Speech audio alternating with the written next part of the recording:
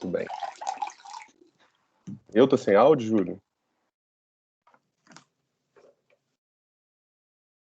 Bom dia. A Rebeca tá aqui pelo professor Altair também. Voltou.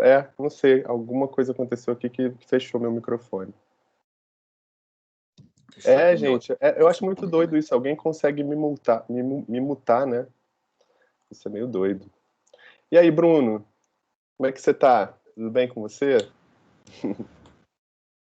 Bem, gente. Vivendo aqui nesse momento louco, né? Que estamos, mas a gente tem que ficar feliz que tá bem, né? Que tá com saúde, que tá com a família. Exatamente. Ó, eu vou parar de compartilhar aqui a arte, né, do encontro para poder já ser menos uma coisa. Agora fica você aí, a tela inteira. Vamos começar então, porque a gente tem muita coisa para falar, temos trechos, né, de trabalhos para mostrar. Nosso encontro está programado para ser bastante rico. Queria agradecer a presença de todo mundo, queria agradecer também aos outros professores que trouxeram suas turmas para dividir, para prestigiar conosco, né? Assim, a vinda de um convidado é sempre muito especial, né, para os cursos. E queria te dizer, Bruno, que eu particularmente estou bastante feliz. Ó, quem não está vendo o Bruno, eu recomendo sair da sala e voltar de novo, tá? Porque assim, eu estou vendo e na verdade eu estou com o meu computador ligado e o celular também ligado no Teams e eu tô conferindo aqui que ele tá em tela. Então, sugiro para quem não esteja vendo, saia da sala e volte de novo, que pode ser que seja esse problema. Pois é. Eu tenho alguma coisa que eu possa fazer aqui para melhorar Não, a você situação? tá tudo certo, Bruno. Tá tudo certo contigo. Não, porque eu tô vendo que tem, assim, eu não tenho muita familiaridade com Teams que a gente tá. Isso. Eu tô vendo que tem um monte de gente, assim, Tem, um monte de bolinhas, né, de letrinhas. sim, E isso. você é uma delas, assim, num cantinho. Mas eu não tô ali, eu tô num outro canto, eu tô aqui Você está embaixo. destacado, eu te destaquei. Você, pelo menos para os alunos, eu te destaquei. Então você está como se fosse a tela principal, né? Tá bom. Tá Tá bem, tá bom? bem. Não, porque eu achei que eu estivesse fazendo tivesse que entrar ainda, né? Às vezes faltava algum passo ainda. Ó, como agora são 10h13, tem muita gente chegando, eu vou repetir só a questão da inscrição no Simpla, tá? Quem não fez a inscrição, tem 2 passos importantes para fazer para conseguir o certificado de horas AC. O primeiro é se inscrever pelo Simpla. Se alguém puder jogar de novo o link aí, eu agradeço no chat. O segundo passo, próximo de acabar o nosso encontro aqui, a gente vai liberar um outro link para vocês também preencherem rapidinho, para validar a presença, e aí sim ganha as horas AC, tá bom? Então, basicamente é isso. Vamos começar? Bom, Bruno, eu queria te agradecer muito pela presença. Queria dizer que eu queria te dizer que a gente tem um público aqui muito diverso, tá? Porque a gente está com alunos de comunicação que compreende publicidade, provavelmente temos alunos de jornalismo aqui também, é, temos alunos de cinema, tá? Então, assim, é um público diverso e claro que dentro desse público, né, existem gostos diferentes, perfis diferentes, vontades diferentes, né? Então, é um público bastante diverso e eu fico muito feliz, né, de te trazer hoje aqui para bater um papo, porque eu acho que, acima de tudo, né, independente dessa diversidade, eu tenho certeza que você é uma inspiração. Assim, peraí que alguém entrou com um som aí. Foi. Você é uma inspiração, Bruno, assim, disso eu não tenho dúvidas, sabe? Porque você é um cara que, apesar de tímido, né? Porque eu sei que você, enfim, é um pouco tímido, mas você é o time do furacão, sabe? Você é aquela pessoa que, mesmo sendo tímida, mesmo sendo sensível para saber chegar nos lugares, você é uma pessoa que sabe calcular sensibilidade, sabe calcular conduta. Eu acho que isso é um dos atributos que te fez, né, rapidamente chegar onde você chegou, porque eu acho que você é muito novo, né, e já está num lugar assim que também acho que é um lugar de inspiração para muita gente que está aqui assistindo o nosso encontro hoje, né? Assim, você é jovem, você já tem uma cartela de trabalhos assim bastante respeitável, né? Você está circulando em meios muito respeitáveis também, em meios de alta circulação de pessoas famosas, grandes orçamentos, grande visibilidade, né, grandes janelas, circulação internacional dos trabalhos. Então, assim, não é pouca coisa. Eu acho que a sua modéstia, inclusive, às vezes até talvez te impeça, sabe? Por exemplo, poderia te acelerar mais ainda nesse processo que eu acho que já é um processo acelerado. A gente estava falando ontem, assim, né, que você, desde que saiu da faculdade para pegar a sua primeira direção, quantos anos foram mesmo? 7 anos, 9 anos? Você fez o cálculo. A gente se formou em 2005. Em 2011 eu comecei a dirigir nas brasileiras. Pois é, 6 anos. Da entrada da faculdade para a saída foram 10 anos, para isso. A gente Não, não, mas temos que contar da saída. Da saída para você começar a dirigir As Brasileiras, né, que, assim, que é uma série, enfim, nacional, Globo, 6 anos. Eu acho isso muito rápido, né? Então, eu acho que você é uma inspiração, eu acho que temos, né, assim, que ouvir, né, assim, o que você tem para dizer, e eu tenho um roteirinho aqui, né, que eu já estabeleci com você, vamos respeitar esse roteiro. Algumas pessoas vão começar a colocar perguntas aqui, eu vou ler as perguntas, mas eu vou introjetar as perguntas à medida que eu achar pertinente dentro da costura que a gente estiver fazendo da conversa, tá? Para dar tempo também, inclusive, da gente mostrar alguns trechos, né, de trabalhos que você separou. Acho que tem muita coisa interessante para ser falada. Vamos começar, então, falando de início de trajetória, né, Bruno? Assim, como a gente já estava falando, você, enfim, muito rapidamente galgou o lugar da direção. Mas, antes disso, você, né, trabalhou por um tempo como assistente de direção. Mas você também já sempre teve esse gosto pelo roteiro, né? Assim, você tem esse perfil múltiplo, híbrido, talentoso, e talvez essa dobradinha, roteiro e direção, tenha acelerado também, né, assim, o seu processo para chegar na direção mais rápido. Não sei, quero ouvir isso de você. O seu primeiro curta-metragem, só queria dizer isso, né? Ele também já foi exibido em festivais, né? Como a Mostra de São Paulo, não é isso, Bruno? Você ganhou um prêmio lá. E eu acho a premissa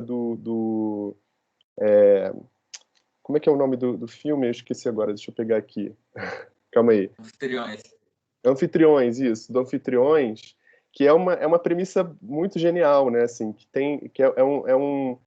enfim, um forasteiro, digamos assim, um cara que está de passagem, né? E ele chega numa casa, meio que é acolhido por uma família, mas essa família tem um hábito estranho, né? Que de noite eles todos são sonâmbulos, né? E aí aquela família se mostra de um jeito completamente diferente, né? De madrugada, assim, pro personagem. Eu acho genial essa premissa.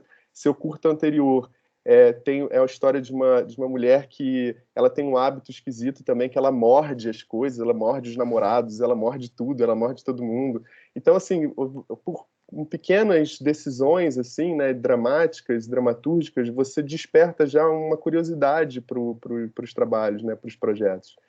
Então, fala um pouquinho desse início, né? Como que você vê esse seu perfil escrita, direção, já operando nesses primeiros trabalhos, assim? Vamos lá. Tá bom, obrigado, Evangelho. É uma honra aqui estar conversando com vocês. Eu sofro aqui demais para falar. Ó, vou te falar que esse tempo todo eu recusei todas as lives, entrevistas, não dou, eu sou um horror. Mas a gente já teve uma experiência assim de conversar com uma turma tua, né, há alguns anos atrás, e eu achei ótimo, acho isso super importante, super legal. E eu acho que isso me ajudava quando isso acontecia, eu estava na faculdade, né? Eu tinha um pouco de acesso ao que estava acontecendo no mercado, né? Como é que funciona. Eu lembro que entrando na faculdade, o cinema parecia uma realidade muito distante, assim, né, um mercado, sei lá, fazer filmes. Então eu entro na faculdade um pouco com essa expectativa de trabalhar escrevendo. Eu lembro que antes de fazer a faculdade eu pensei, será que eu não faço letras? Mas aí eu já me identificava tanto com dramaturgia cinematográfica. Eu falei, não, vou escrever roteiro. Eu estava numa já de ler crítica, eu lia muita publicação de crítica. Eu falei, olha, se eu escrever crítica, se eu estudar cinema, vai ser tão, já vou estar tão feliz com isso, com esse trabalho. Então,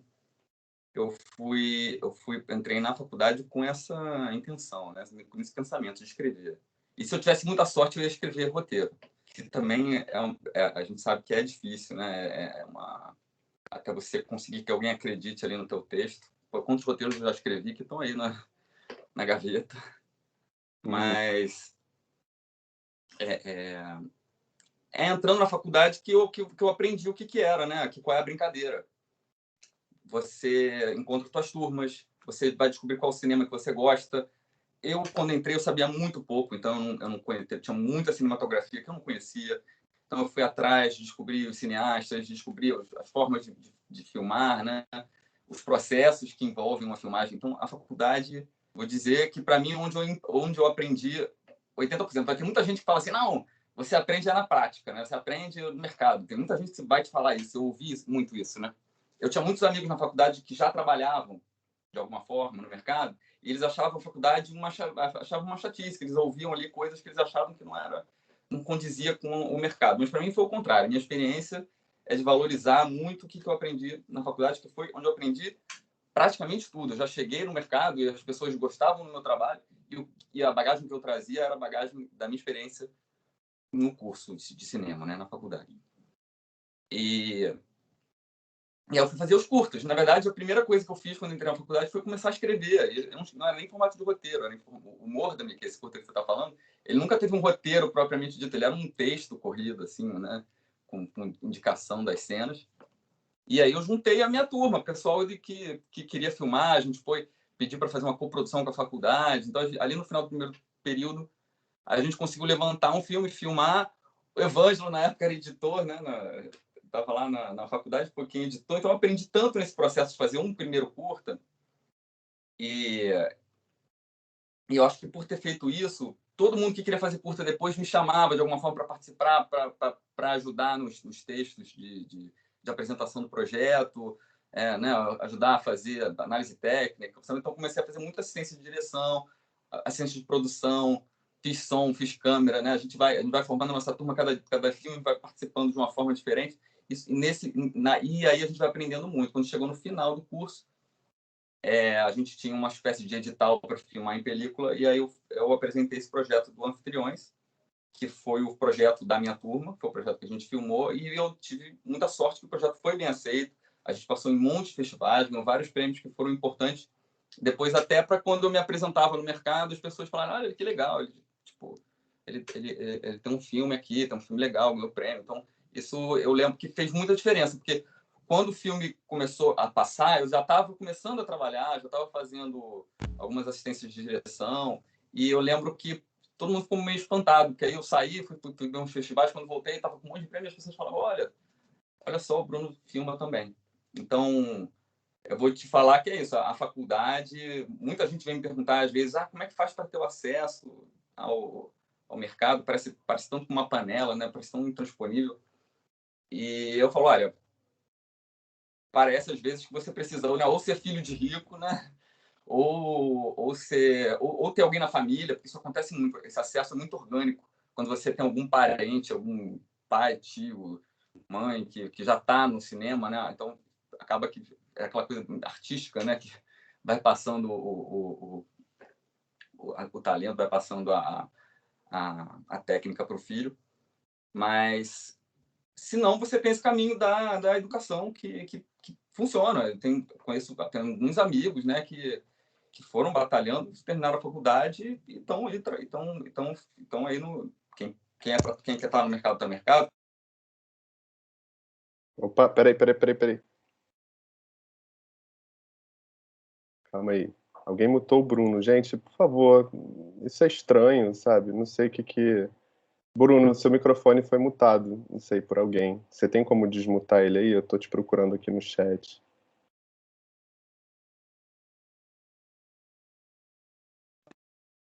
Agora, oi, voltou. Deixou. Ok. Olha só, Bruno, vamos aproveitar esse corte rapidinho aqui. Eu acho que, bom, você estava falando sobre essa coisa, né, desses dois caminhos, né, e dizer que funciona também no sentido, né, assim, de não ser um herdeiro, não ser filho de alguém que já esteja na área, né? Assim, claro que esses caminhos também acontecem, a gente sabe muito bem disso, mas eu acabei, assim, eu estava aqui tão empolgado, falei, mas não li sua mini biografia rapidamente, né? Então a gente já está com muita gente aqui, mas eu nem falei, assim, já o seu mini currículo, que eu acho que é importante para, de alguma forma, as pessoas terem a dimensão já, assim, né? Eu estou falando aqui, nossa, você é um monstro, você é tímido, mas você é um monstro e tal. Então, eu vou ler aqui antes da gente seguir, né, obviamente de uma forma decrescente, ou seja, pelo seu último trabalho, que é o mais recente, que é o Diários de Intercâmbio, que foi filmado, né, quer dizer, ele foi filmado ano passado, mas ele ainda não foi lançado. Tem o Ricos de Amor, 2020, que é um filme original da Netflix. Você também dirigiu Cinderela Pop, baseado no livro da Paula Pimenta, Tudo por um Popstar, baseado no livro da Thalita Rebouças. Eu Fico Louco, que é o filme, né, assim, que de certa forma consagra a experiência do Christian Figueiredo também, né, como um youtuber bastante conhecido, e esse filme foi vencedor do Prêmio Jovem Brasileiro.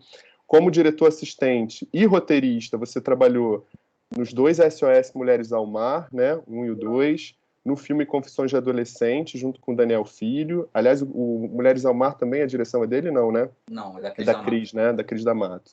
Isso, você foi diretor de segunda unidade da série As Brasileiras. Você atuou como assistente de direção na série As Cariocas, nos longas Chico Xavier, O Bem Amado, Se Eu Fosse Você 2, e você também, com o seu curta, né, de finalização de conclusão de faculdade, o Anfitriões, em 2006, você ganhou o prêmio Diretor Revelação, né? Então, assim, vai dizer que, né, esse currículo não é um currículo respeitado, né? Assim, enfim, incrível, né? Assim, sua trajetória. Por isso que eu acho que você realmente é uma inspiração aqui, independente dos perfis, né? Como você falou, quem quer escrever, escreve, quem quer fazer filme para estar dentro de galeria, para, sei lá, 5 pessoas por dia assistirem, que faça isso. Se você quer estar no streaming internacionalmente, né? Enfim, são caminhos e gostos diferentes, e a gente está aqui justamente entendendo que cada um faz as suas escolhas, né? Assim,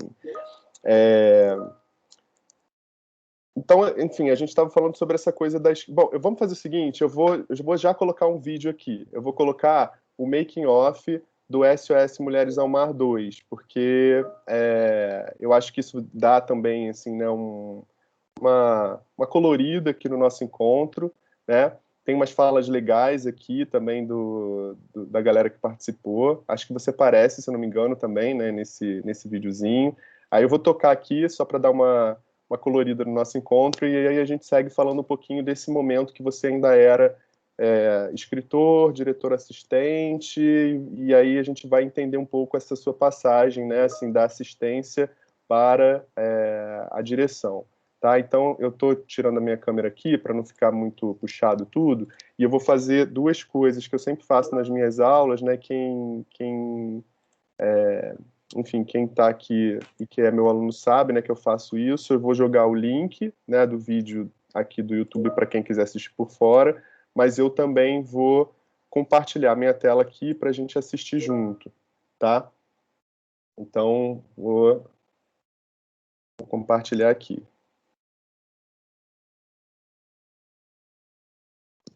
Só um minutinho.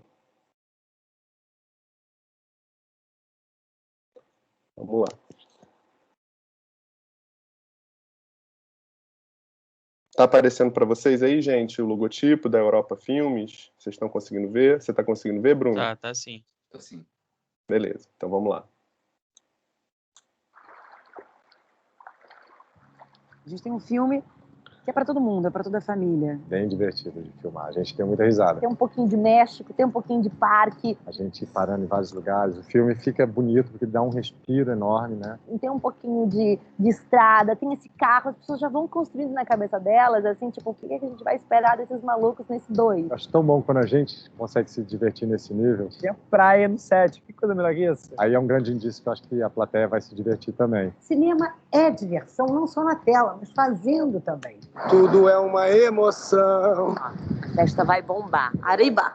E aí vem o elenco novo, tirando eu, Thalita e Fabíola, que somos as parceiras ali, né, de todos os SOS. Percebi que eu estava entrando não só numa equipe, num filme, é uma família mesmo. Né? E quem chega aqui é contaminado pela energia do set, pela energia dessas 3 mulheres. A gente quer jogar para outra cortar o tempo inteiro, assim, então isso é muito bonito. E a companhia dos colegas, cara, não tem preço que pague. Começar com essa turma, assim, foi sensacional.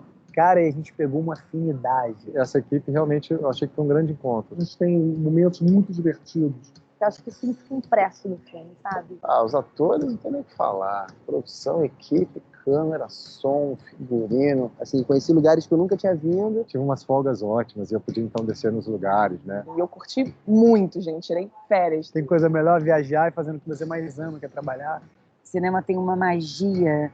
Quando você olha o resultado é tão prazeroso de ver, né? Eu queria poder fazer isso na minha vida, pro resto da vida. Emendar um filme no outro e sair por aí. Filmando, viajando.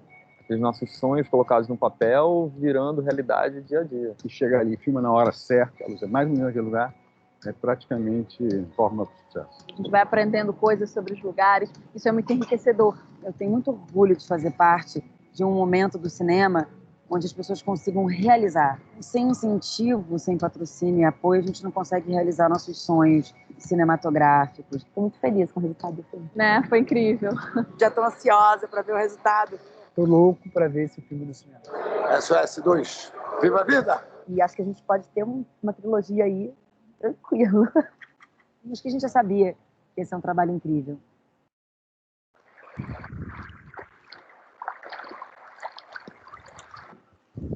Muito bem.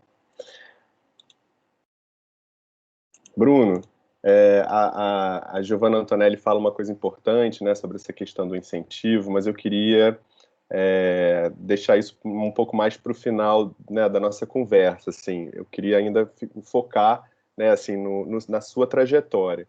E uma coisa que de cara já me chama atenção, você ainda como diretor assistente, mas também no trabalho de assistente de direção, me parece que você caiu direto já nas grandes produções, né? Assim, você lida com elenco grande, você lida com filmes que têm grandes deslocamentos. O SOS Mulheres ao Mar foi em Miami, né? Assim, foi lá nos Estados Unidos, grande parte dele. Esse seu último filme também foi em Nova York. Conta um pouco, assim, como é que você tocar o set de uma grande produção.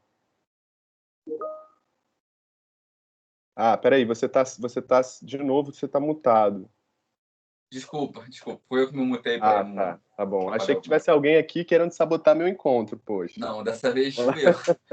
Então tá. Cara,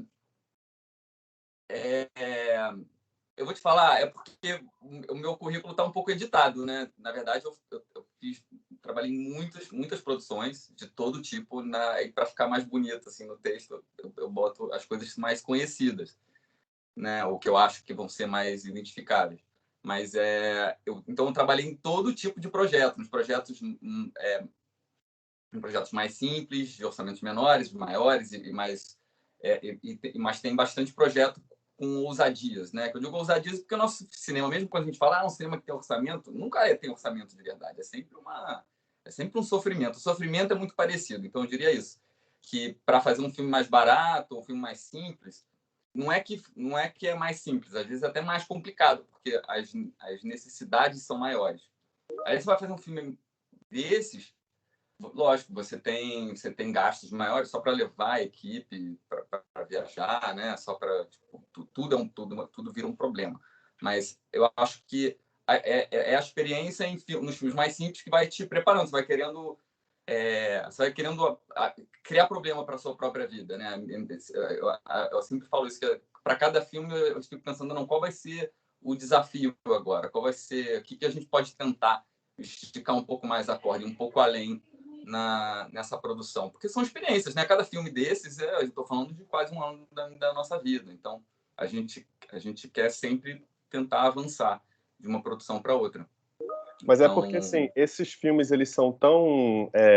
né, eles têm uma componente de complexidade tão grande por exemplo, eu quero até pegar o gancho aqui, porque a Sabrina colocou assim, nossa, ele é muito fofo e parece ser gente boa. E é verdade, você realmente é essas duas coisas. Você consegue ser carinhoso e você é gente boa.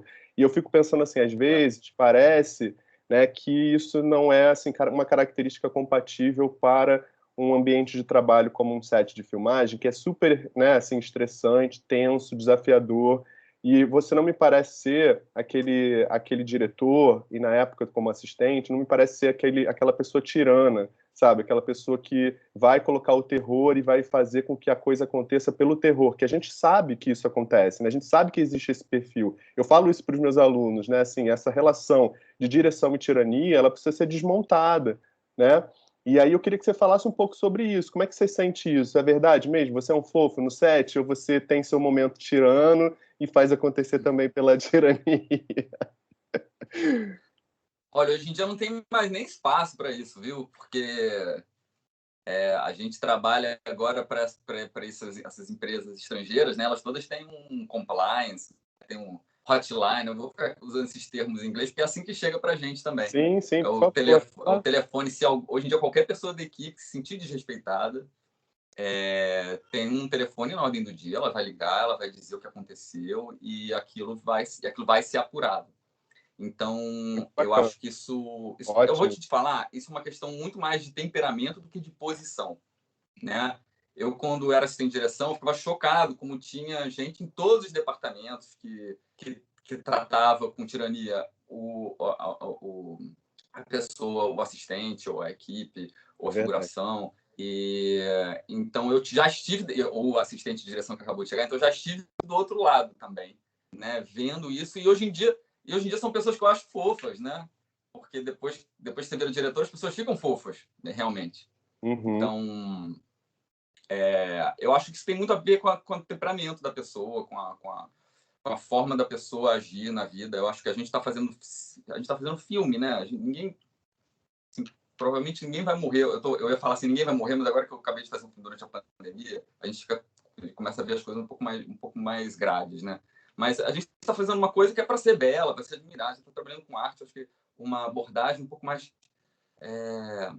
tranquila ajuda. E outra, a gente não está em Hollywood, a gente não tem orçamentos milionários, boa parte do nosso recurso é o recurso humano, é a vontade que as pessoas têm de fazer aquele filme dar certo. Então, você precisa muito da colaboração de cada um da equipe. Cada pessoa ali tem que se sentir importante, você precisa trabalhar com eles na parceria. Então, já passou aquele tempo em que você tinha... Eu acho que tem muito essa coisa da televisão, né? Que as pessoas falam, o diretor da televisão tem que ser muito rígido, senão as pessoas relaxam. Mas no cinema a gente tem que trabalhar com parceria, a gente é realmente parceiro de todo mundo, a gente senta na mesma mesa, não tem nenhum... Eu, como diretor, às vezes uma produtora me chama para trabalhar, aí eles falam assim, mas quais são as suas exigências de diretor? Eu falo, não quero nem jujuba, eu não quero sala especial, meu carro não precisa ser exclusivo. Eu quero estar junto com todo mundo, a minha comida é igual, eu sento no mesmo lugar, eu acho que todo mundo ali tem que se sentir igual e para vestir a camisa. Isso vai fazer a diferença na hora que você precisar que cada um cuide daquele pedacinho. Você, como diretor, você não consegue ver cada uma das centenas de questões que estão no filme. Eu dependo muito de cada pessoa que está no filme.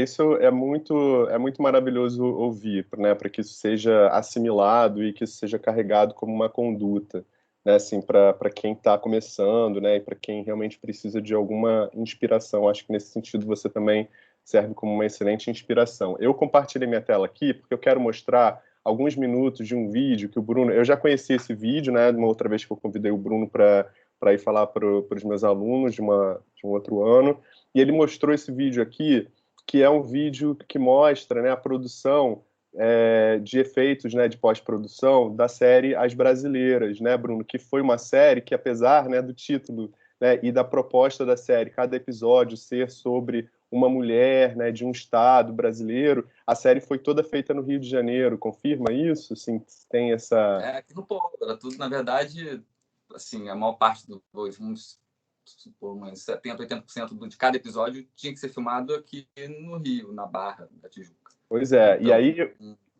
E aí tem essa coisa que é impressionante, que eu vou passar um pouquinho para vocês aqui, que é a aplicação do chroma key, dos efeitos, né? Assim, é óbvio que já tem um tempo, já está mais aprimorado ainda, mas como é impressionante, né? Assim, eles terem conseguido transferir, né, para cada episódio as paisagens específicas de cada. Não sei se necessariamente tinha que ser a capital, era sempre a capital dos. Não, é sempre alguma cidade bem icônica. Tá. Então eu vou dar um play aqui rapidinho para a gente assistir, aí a gente fala um pouquinho dessa série também. Tá indo som? Não. Tá baixinho, mas tudo bem. O mais importante aqui é o visual, é a aplicação do chroma. Para a gente ver a brincadeira aqui do...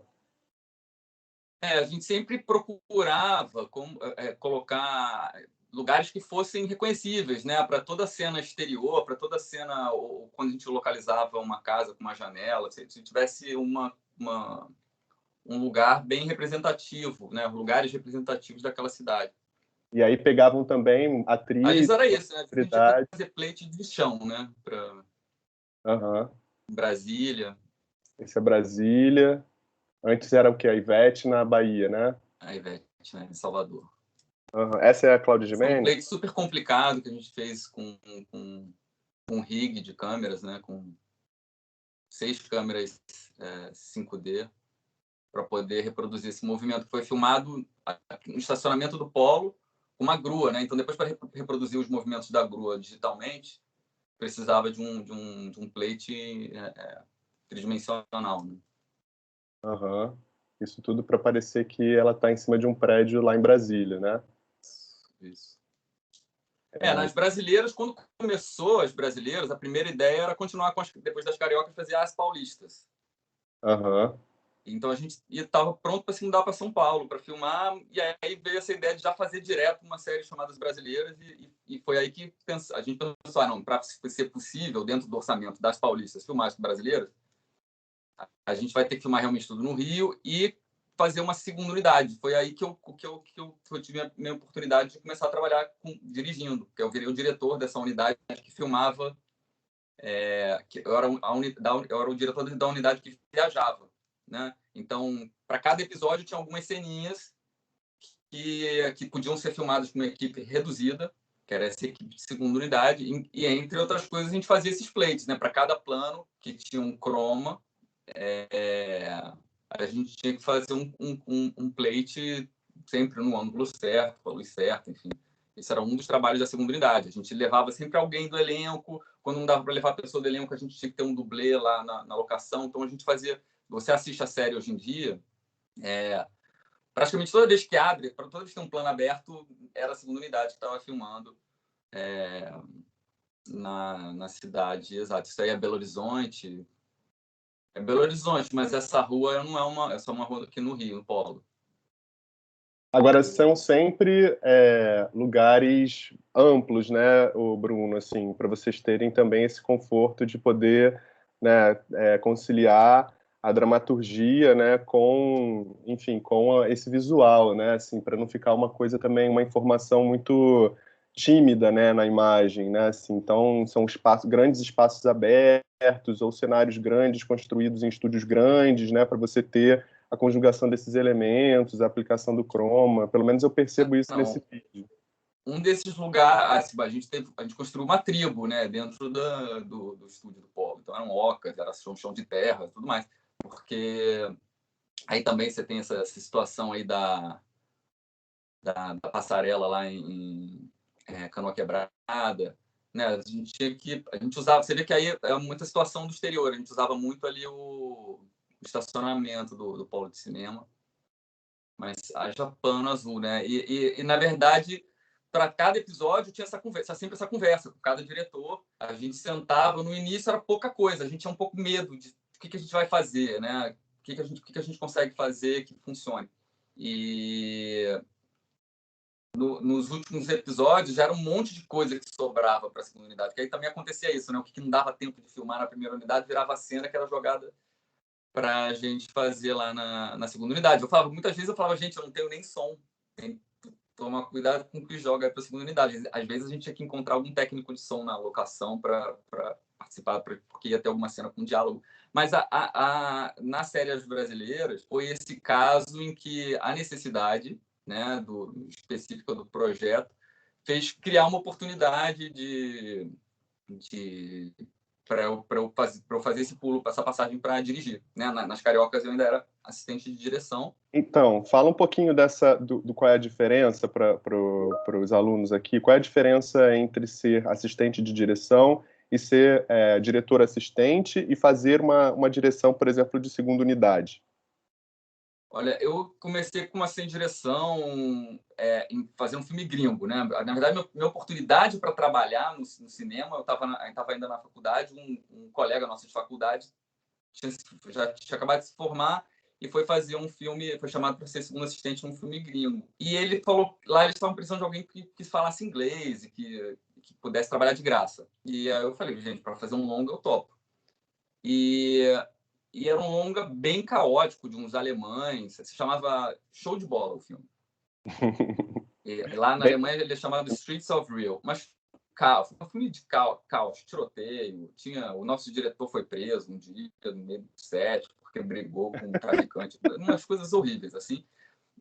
Mas eu achei ótimo, porque era o meu primeiro filme, eu não conhecia ninguém, e era um caos. Então, quando tem caos no filme, sobra trabalho dão trabalhos mais legais pro estagiário, para ser em direção, porque tem demanda, né? Você tem que entrar num filme, você vai ver que vai aparecer problema. Se você foge do problema, probabilidade é que não vão gostar muito do seu trabalho. Se você corre atrás de tentar resolver as coisas, eu vi, pelo menos na minha experiência, era essa.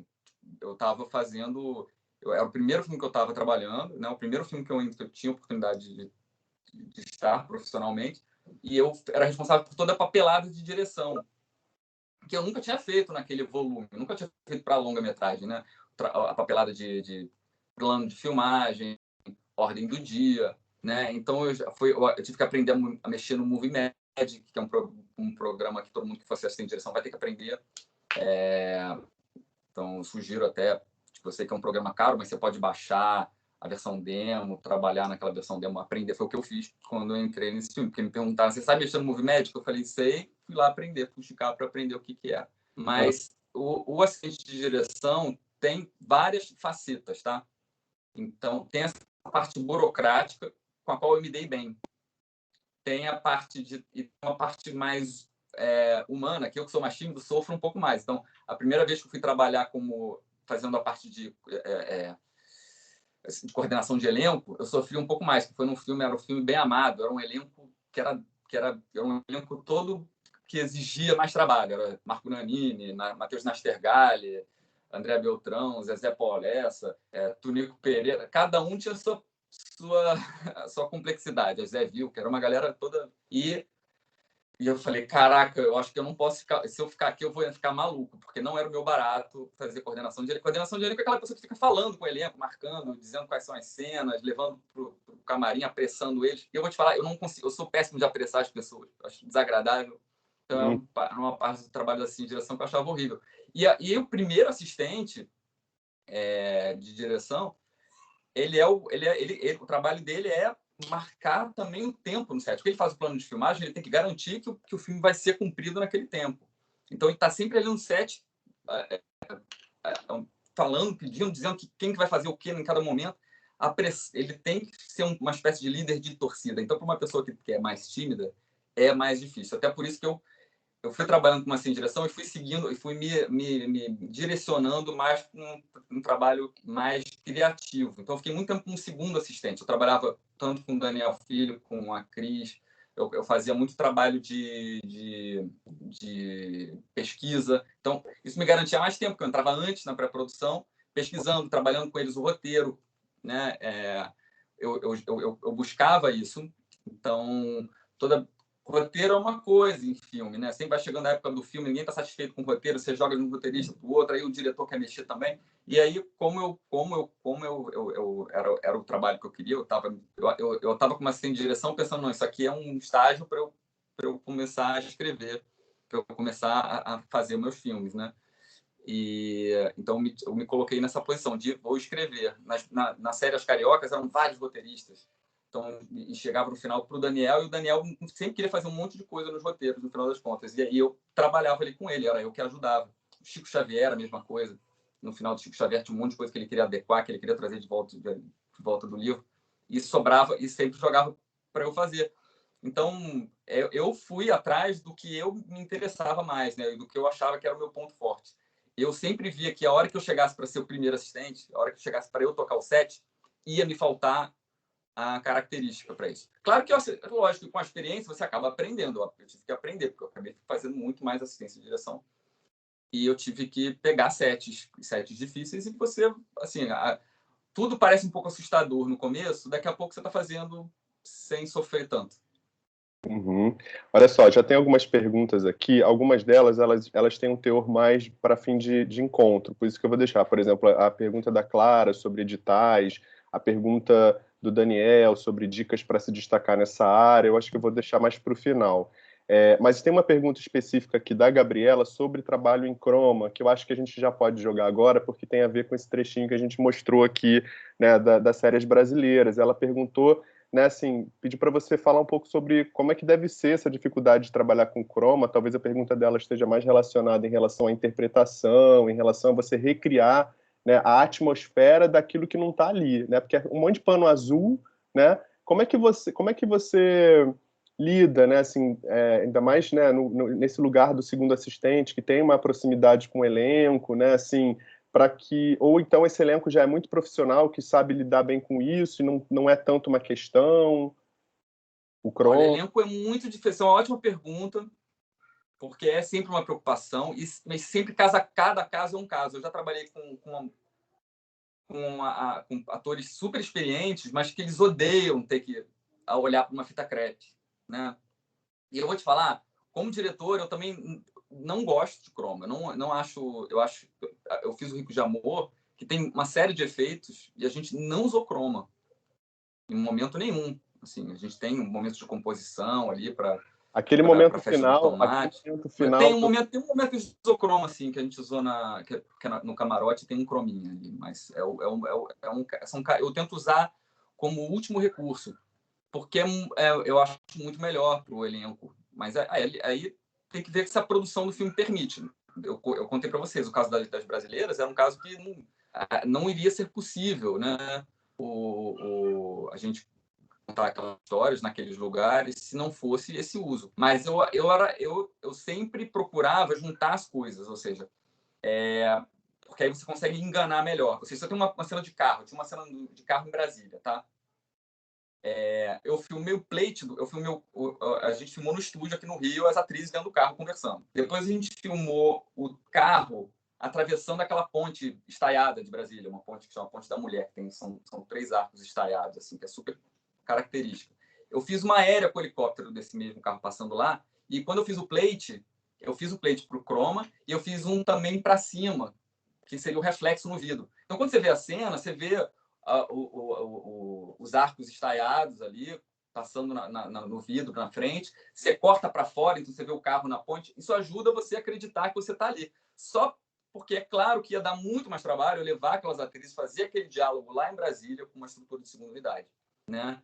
Então você tem que sempre medir o que você quer fazer. Eu acho que o que eu acho pior é quando você tem os atores no croma, tipo um ator no croma. Isso vira aquela coisa quase VJ da MTV, né? O cara fica ali boiando. Eu só acho um horror. Isso atrapalha muito o ator. Eu não sou ator, então cada um vai poder falar, cada ator vai poder te dizer o que ele acha dessa experiência. Vai ter gente que vai falar assim, gente, eu atuo. Eu faço teatro, eu estou lá num palco vazio, eu tenho que imaginar que eu estou na corte do Ricardo III. E vai ter ator que vai falar, não, para mim é muito importante ter aquele elemento. Então, vale a pena, para cada caso, você entender. Não, eu estou com um elenco que não dá certo filmar em croma. Ou eu não tenho dinheiro para fazer essa pós. Eu estou falando nas brasileiras, eu estou falando de uma pós caríssima. Era uma série. Na época, essa série custava por volta de 1.200.000 o episódio, sem entrar o dinheiro dos diretores, sem entrar o dinheiro dos atores. Isso tudo era com a Globo. Então, Imagina, hoje em dia, para você conseguir uma série com esse custo é difícil, né? Mesmo com a Netflix, você não consegue. Mas esse você valor também deve uma série ser muito por causa do cachê de cada protagonista também, né? Que imagino que devia dar uma engordada nesse valor aí, né? Mas isso eu nem tô falando disso, né? Eu tô falando que isso era por fora, isso era a Globo que pagava, não entrava no orçamento da Larry B. Isso era uma coprodução, né? Da Globo com a produtora do Daniel.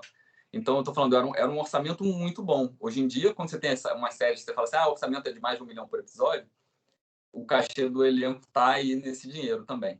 Então, tô falando, as séries brasileiras era muito específica. A gente tinha ali uma possibilidade de fazer, era uma série muito diferente. A gente filmava igual cinema, né? E tanto que eu falava isso, para mim não mudou nada fazer televisão. Minha experiência na televisão foi as cariocas e as brasileiras, e era a mesma coisa. Eu ia trabalhar com as mesmas pessoas, nos mesmos lugares, num ritmo muito parecido. Era um pouco a razão de diárias por página era um pouco maior. Nas brasileiras, o diretor da primeira unidade tinha que fazer 4 a 5 páginas por dia. Uhum. E quando a gente faz filme, a gente faz 3, 2,5 até 3,5, 4 páginas por dia. O Marcelo fez uma pergunta técnica aqui, mas que eu vou falar logo, já que a gente está falando de efeito especial, de chroma key. Ele está perguntando se você prefere drone ou helicóptero. Olha, eu amo helicóptero. Eu fiz a coisa que eu mais eu sou um horror, tá? Eu não posso entrar em barco. Eu vou de carro daqui da minha casa. Eu moro no Recreio. Quando eu chego no Alta Boa Vista, eu tô mareado, tô enjoado. Então, mas para séries brasileiras, eu tive que filmar muito helicóptero. Na época eu não tinha, na época a gente até testava de vez em quando uns drones, vinha o pessoal trazer, comprei um drone especial, tinha uns que eram gigantescos. Mas olha só, a gente estava filmando em 4K com a Red na época das brasileiras. Os drones tinham umas câmerazinhas muito ruins. Qualquer vento, ele era um horror. O drone eu só consigo filmar num pedaço específico. Se eu quero filmar aqui na praia, eu tenho que ir para a praia filmar. Agora eu tenho que ir ali para o campo de futebol, tenho que ir lá para o campo de futebol. Com um helicóptero, eu saía, teve um dia que eu fiz Alagoas inteiro. Eu fiquei o dia inteiro dentro do helicóptero filmando, né? E aí eu tava com a mesma câmera que a gente fazia a série, ali gripada no helicóptero. Eu tinha um equipamento chamado Stab-C, que ele compensa todos os movimentos, todo o saculejo do helicóptero. Agora, era uma maravilha. E era lindo, cada um assistia. Eram 3 pessoas no monitor, né? Com o monitor, o fotógrafo vendo a exposição e o zoom. Eu tinha o operador da Stab-C, que fazia todos os movimentos de pan e tilt, e o piloto do helicóptero. Então, era tudo muito articulado. Eu fazia quase que um storyboard do que a gente ia filmar, porque era muita coisa. Tinha que sair. Quando eu subia o helicóptero, eu tinha que filmar tudo que ia para o documentário do lugar, da cidade, e eu sempre filmava um monte de cena. Então, eu tinha a mulher num cavalo num precipício, tinha uma carroça não sei onde, tinha um carro de polícia não sei onde, já tinha um monte de gente separada ali, e eu com meu celular, enfiava o celular dentro do fone e ficava falando, agora papai, você faz isso, agora faz isso, agora quando tinha que repetir um take era um horror. Agora eu tinha que tomar Dramin toda vez. O pessoal da equipe estava preocupado porque ia me viciar em Dramin. E eu Muito ficava bom. morrendo de sono, então eu não confiava em mim mesmo. Eu estava sempre meio do grog, do Dramin, então eu tinha sempre um roteiro, é isso aqui, é isso aqui, é isso aqui, valeu, não valeu, ok, vamos embora, vamos para a próxima.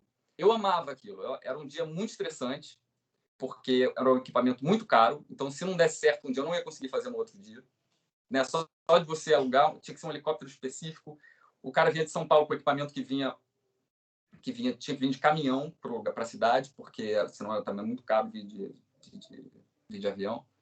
O cara levava umas 4 horas para desmontar a frente da fuselagem e montar aquele equipamento. Então, gente, eu acho que nunca mais eu vou ter essa oportunidade de filmar assim com helicóptero, porque o que aconteceu de 2011, 2012 para cá é que os drones se viabilizaram, e a gente filmou muito de drone. A última vez que eu filmei com um helicóptero foi nas brasileiras, já não era nem a Stab-C, era um equipamento mais leve, que o pessoal aqui do Rio usa, o Malaguti usa para televisão, então não é nem uma câmera tão bacana assim. Agora, preferir, se a gente tem orçamento, vamos de helicóptero e vamos com a nossa câmera. Então, eu acho que tem produções com mais dinheiro, acho que tem muita coisa em São Paulo, publicidade, né? Vai fazer um comercial de carro, os caras fazem esse investimento. Agora, eu vejo que cada vez mais isso não vai ser a realidade, né? O que é uma pena, porque tem várias coisas que você só consegue fazer com helicóptero. Eu vou te falar, assim, praticamente todo longa que eu fiz depois das brasileiras, eu fui lá pedir para o Daniel alguma imagem que eu tinha feito, porque eu não consigo reproduzir. Eu fui filmar com um drone em Copacabana agora. Tem planos que eu não consigo fazer com drone, que eu já tinha feito com helicóptero. Então, fui lá catar. Daqui a pouco, essas imagens estão muito datadas. Verdade. Olha só, vamos passar aqui. Eu tenho uma pergunta já para fazer sobre elenco, né? Mas eu queria aproveitar, assim, eu vou mostrar o filme que foi o filme em que você, né, fez o seu debut total, digamos assim, né, de direção e roteiro, fazendo adaptação do livro, né, que era a biografia do Christian Figueiredo, né? E aí você lançou o Eu Fico Louco, né? Então, vou passar aqui um vídeo que você me encaminhou sobre o filme, né, para a gente ter também esse brilho aqui na imagem, que eu quero fazer uma pergunta específica sobre direção de atores para você, tá? Então, vamos ver aqui o videozinho. Tá indo som para vocês? Que moleque nunca sonhou em ser famoso, não é mesmo? Valeu, galera!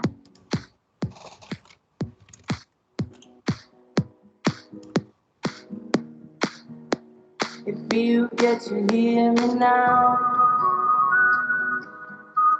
Eu acho que a vida de adolescente nunca é algo normal. E quanto mais normal ela for, mais louca ela é.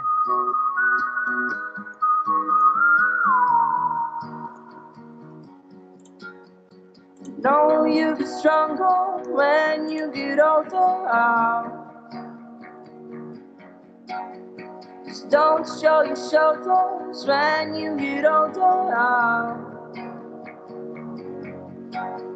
The things aren't easy, so just believe me now.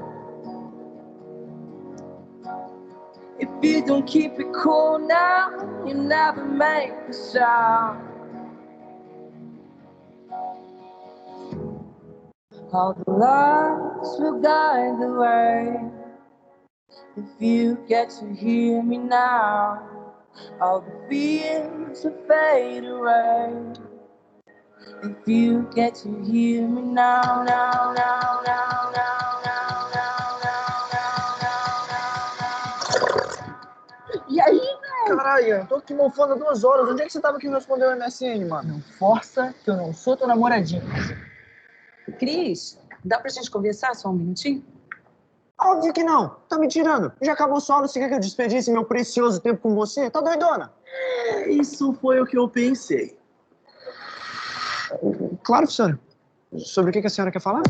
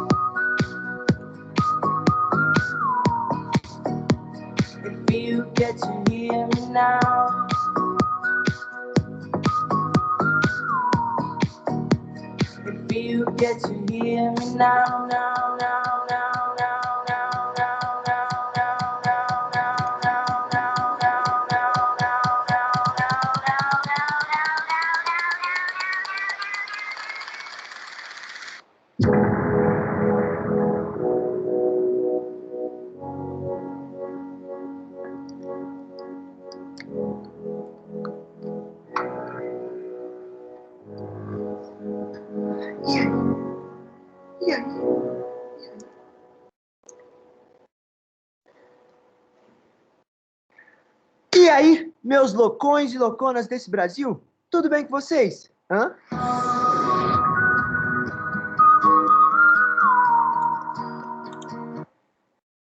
Bruno, tá por aí? Você desligou sua câmera. Imagino que tem aí do... Não, era para ajudar, que eu vi que a imagem estava um pouco virando um lado. Eu falei, acho que de repente se eu sair vai ajudar. Tudo bem. Olha só, eu queria... Tá todo mundo falando aqui, na época eu era louca pelo Christian Figueiredo, fiquei 6 horas na fila da Bienal para pegar o autógrafo dele, amei o filme, esse é o relato da Joyce. Eu queria aproveitar, né, assim, esse gancho e perguntar para você, assim, porque deve ter sido um desafio, né, fazer um filme sobre o Christian Figueiredo, porque ele já era uma figura muito famosa, né, ou seja, as pessoas já tinham contato, assim, com o estilo dele, né, assim, com o jeito dele, e você tinha ali na mão um ator para trabalhar e chegar no Christian Figueiredo, né, assim, eu queria saber se você usou preparação de elenco, preparador de elenco, como é que foi esse trabalho, assim? Não usei bastante. Eu uso bastante Ah, é? preparação. Acho que não, na verdade, assim, é aquela história, para cada projeto, para cada ator, para cada filme, a gente vai descobrir um caminho. Essa é a graça do nosso trabalho, né? As respostas variam muito da necessidade de cada projeto. Lógico, você vai trabalhar com atores muito experientes, com um texto muito bom, mas você começa a se preocupar com outras coisas. Mas um pouco para falar o foi o primeiro longa que eu dirigi, né? Depois de fazer o Confissão de Adolescente com o Daniel e com a Cris, eu adorei aquela experiência. Eu vi como para mim era mais fácil trabalhar com um elenco jovem, porque às vezes você pega também um ator muito experiente, você vai trabalhar com um ator que está muito requisitado, você dificilmente vai ter tempo para preparar ele, para ensaiar. Às vezes você vai ter tipo 1 diária, 2 diárias para fazer aquilo correndo. Então aquilo acaba prejudicando o filme de outras formas. Mesmo diretores consagrados pegam esse elenco o elenco cheio de problemas, né? Problemas de data, problemas de disponibilidade. Então eu falei, cara, imagina eu quando for dirigir meu primeiro filme, se eu quiser trabalhar com atores que vão estar ali meio que, sabe, pensando na novela, pensando no comercial, pensando na peça, pensando em outras coisas que eles estão fazendo em paralelo. Então eu falei, para o meu primeiro filme eu vou buscar alguma coisa na onda do Confissões de Adolescente. Confissões já tinha dado bastante trabalho assim para a gente adaptar aquela peça que era da década de 90 para 2010, 2013, foi quando a gente filmou. Né? Agora, foi aí eu comecei a escrever, assim, pensei em ideias. Até a ideia desse último filme que eu filmei, o Diário de Intercâmbio, começou ali. Aí eu fui conversar com o pessoal da Universal, que foi a Universal Filmes, a Universal Pictures foi a que comprou o SOS 2. Então a gente conversou muito com eles sobre o roteiro, enquanto a gente estava desenvolvendo o roteiro. E eu falei, olha, eu tenho interesse em fazer um filme jovem, mas era um filme original. Uma profissional lá da Universal falou, cara, você dá uma olhada, tem um livro aqui que está bombando. Ele estava na lista dos mais vendidos há, sei lá, 1 ano, 50 e poucas semanas. Dá uma olhada nesse livro aí. E aí eu fui ler e eu li o livro do Christian. Eu não sabia que era o Christian, não sabia que ele era youtuber. No primeiro livro dele, nem fala no YouTube. Né? É sobre um garoto que quer escrever. No livro, ele sempre fala que ele gostaria de escrever histórias e tal. E eu achei aquele livro um Confissões de Adolescente atualíssimo, né? Porque falava de rede social pra caramba. Tinha essa história que ele inventou. Ele nunca tinha beijado, e ele inventa uma menina que ele beijou. Os amigos descobrem que essa menina de verdade na internet, você já acham uma menina que é o mesmo nome que ele inventou. Então, tinham várias histórias que eu achava que eram muito... Assim, era realmente uma atualização do Confissões de Adolescente para esse momento da internet. E como a internet transformou os jovens, né? Como a internet, como esse mundo digital deu novas ferramentas para os jovens. Eu falava que, para mim é quase virou um superpoder, né? Porque, imagina, tudo que um garoto queria quando eu era adolescente era virar, sei lá, rockstar, né? Vou fazer uma banda, vou ficar milionário, vou ficar independente. Agora o cara pode ir em casa, gravando vídeo de celular, ele fica milionário, assim. Então, lógico que precisa de uma sorte tremenda, mas a mesma coisa era para ser estrela de banda. E foi o que me interessou. Então, tive que ir atrás do Christian Figueiredo para dizer, olha, eu estou interessado em adaptar o seu livro. E ele foi uma pessoa muito, muito bacana. Assim, ele ficou super feliz de alguém querer adaptar a história dele. Ficou super aberto. Tudo que a gente precisava ajustar, porque tinha que mudar muita coisa. O livro dele era um livro que tinha algumas histórias esparsas, assim, nunca repetiu o mesmo personagem de uma história para outra. A gente criou uma história ali para amarrar tudo e sempre tentando respeitar também as balizas ali da vida dele. Então, teve esse primeiro desafio, mas que foi muito gostoso porque o meu trabalho com o meu parceiro roteirista, Silvio Gonçalves, e com o Christian foi muito legal. O Christian topava tudo ele falava, a gente teve que mudar a data da morte da mãe, teve que mudar né? Teve que criar o personagem da Alice, que era uma mistura de vários personagens da vida dele. Tudo ele é ótimo. Gente, vocês podem fazer o que vocês quiserem. Ele é um cara muito fácil. E aí tinha essa expectativa de que ele deveria interpretar ele próprio. Muita gente. Sim, Muita gente da própria Universal falava assim, mas não, como assim? Você vai fazer um filme com o Christian Figueiredo e você não vai usar o Christian, porque o Christian, ele era o cara, né? Na verdade, eles estavam me possibilitando dirigir um filme porque eles tinham confiança de que tinha um nome ali que ia atrair espectadores. Ou seja, existia uma viabilidade comercial para o filme também. Então, não era só uma aposta no Bruno, que nunca dirigiu um filme. O Bruno já fez algumas coisas, já tem várias experiências, mas está aqui com o valor de uma adaptação de um livro que deu certo. Tá trazendo um talento que deu certo. E aí, eu tive que suar ali para defender que eu não achava que o Christian podia fazer ele próprio. Ele tinha 23 anos na época, eu interpretar ele com 17. Não é o fim do mundo, muito filme faz isso. Mas eu queria realmente um ator, e eu comecei a fazer testes, e eu achei um ator que eu achava ótimo. E eu achei com tempo, né? Então, quando você trabalha com um elenco jovem, o elenco veste a tua camisa. O Felipe Bragança, além de fazer um ótimo teste, ele fez várias preparações, fez preparação de voz para falar igual o Christian, ele fez preparação corporal, ele emagreceu, cresceu o cabelo, né? Ele passou por todo um ritual, não só ele, como os outros atores também do projeto, todo mundo vestiu a camisa, o que provavelmente eu não conseguiria se eu quisesse começar com um elenco já mais estabelecido. E assim, eu vou te falar que eu sofri muito para convencer o pessoal para não ser o Christian, e no final quem convenceu foi ele próprio, porque ele falou, gente, eu não quero atuar, eu não quero ser ator, eu não sou ator, eu acho que a gente tem que chamar e foi o argumento dele que foi o definitivo. Muito bom, muito bom. Tem vários alunos aqui dizendo que eram apaixonados pelo Felipe, enfim, que leram os livros. Acho que tá bacana, assim, Cara, o Felipe é o máximo. Ele é um cara que vem de Goiânia, tá? Ele estudava, ele dançava. O pai dele é bailarino e a mãe dele é atriz. E ele fez um teste pro SBT, foi fazer uma novela lá no SBT, em São Paulo. Mudou a família inteira para São Paulo. E ele nunca parou de estudar. Então, ele saiu do Chiquititas, que era uma novela, que eu acho que preparou bem, porque tem um monte de gente que fez Chiquititas que depois cresceu, né? Fez trabalhos muitos trabalhos legais depois. E ele é aquela pessoa que você vê que dá certo porque é muito, muito, muito preparada, né? Ele estuda pra caramba, ele nunca para de estudar, ele é muito metódico, ele no set está sempre concentrado.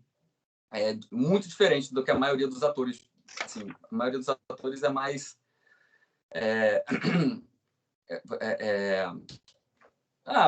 vamos dizer assim, mais tranquila no set, né? Mais um pouco mais, as pessoas, não é todo mundo que gosta de se preparar. O Felipe é desses. Por isso que depois ele ganhou o prêmio Bibi Ferreira, fez uma peça com o Leopoldo Pacheco, ele fez Os Miseráveis, a montagem dos Miseráveis da Broadway, ele fez a montagem aqui no Rio, lá em São Paulo. Ele foi o único menor de idade a fazer um dos protagonistas, que é o Márcio. Então, ele tem construído uma carreira muito, muito interessante e eu sou mega fã dele. Ô Bruno, olha só, a gente tem duas perguntas parecidas aqui. Eu vou dizer as perguntas, mas antes de você responder, eu vou soltar o último vídeo aqui, que já é o do Ricos de Amor, porque assim, nosso tempo também já está, né, assim, né, não está super perto de acabar, mas eu já estou aqui num alerta em relação à condução, à distribuição do nosso tempo. Manda. Tá? Mas as duas perguntas têm a ver com os testes, né? Assim, sobre testes para Netflix, teste de elenco. Então, assim, vamos assistir o Ricos de Amor, porque também foi uma direção sua, né? Então você teve assim, uma ingerência muito grande, né, na escolha desse elenco, no trabalho, né? Como você está falando, que foi o trabalho de preparação do Felipe Bragança, Felipe Bragança? No Ricos de Amor é o Danilo Mesquita. Isso. Então, assim, dos protagonistas, né, dos seus filmes, e eu acredito que essa pergunta passe um pouco também por esse interesse que eu acho que muita gente tem aqui hoje, que é uma coisa que você já tem também como experiência, que é esse trabalho que vai de um perfil de trabalhos incentivados, né, por Lei Rouanet, Fundo Setorial, Lei do Audiovisual, mas também já dialogando com esses players, né, como a Netflix, por exemplo. Então, assim, eu acho que muita gente tem esse interesse de saber sobre esse trânsito, né, assim, desses dois modos de produção. Mas vamos assistir o vídeo aqui do Ricos de Amor, porque eu acho que esse filme também muita gente assistiu. Ele passou no ano passado na pandemia, né? A gente já estava na pandemia e eu lembro dele entrar nos top 10, né, mundo, né, assim, na Itália. Ele estava como mais assistido, né, enfim.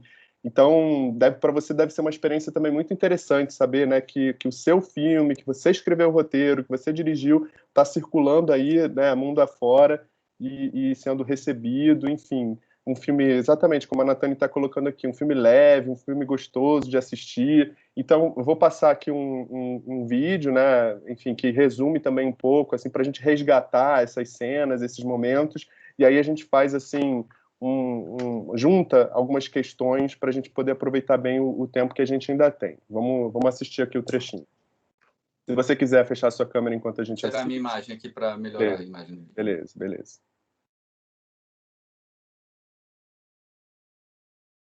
Aniversário do Príncipe do Tomate. Preparamos uma surpresa para vocês. Se preparem, porque agora vai começar a Guerra do Tomate. Peraí, gente.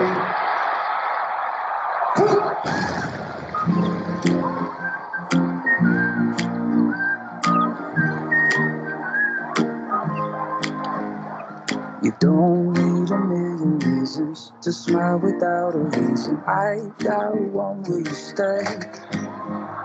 There's always the perfect season to never stop believing love was in mysterious way.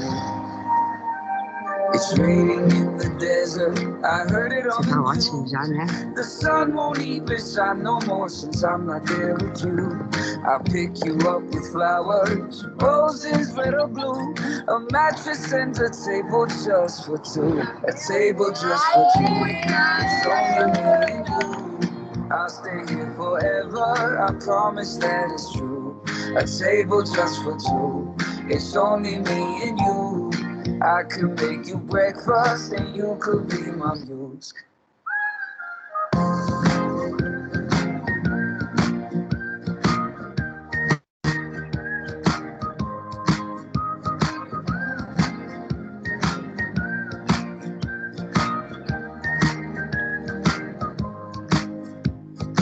Four walls without your laughter, a book with empty chapters, a dog without a bay. And tell me what is the meaning of life without this feeling. Não, Feto. Você tem que me ouvir. Ouvir o quê? It's raining in the desert, I heard it on the news. The sun won't even shine no more since I'm not there with you. I'll pick you up with flowers, roses, red or blue, a mattress and a table just for two. A table just for two. It's only me and you. I'll stay here forever, I promise that it's true. A table just for two. It's only me and you. I can make you breakfast. You could be my la la la la la.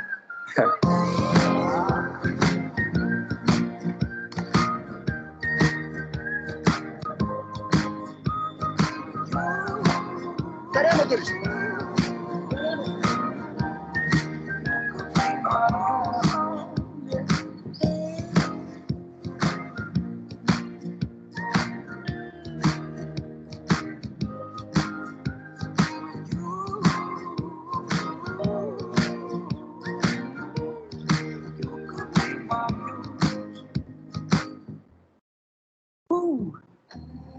La la la la la.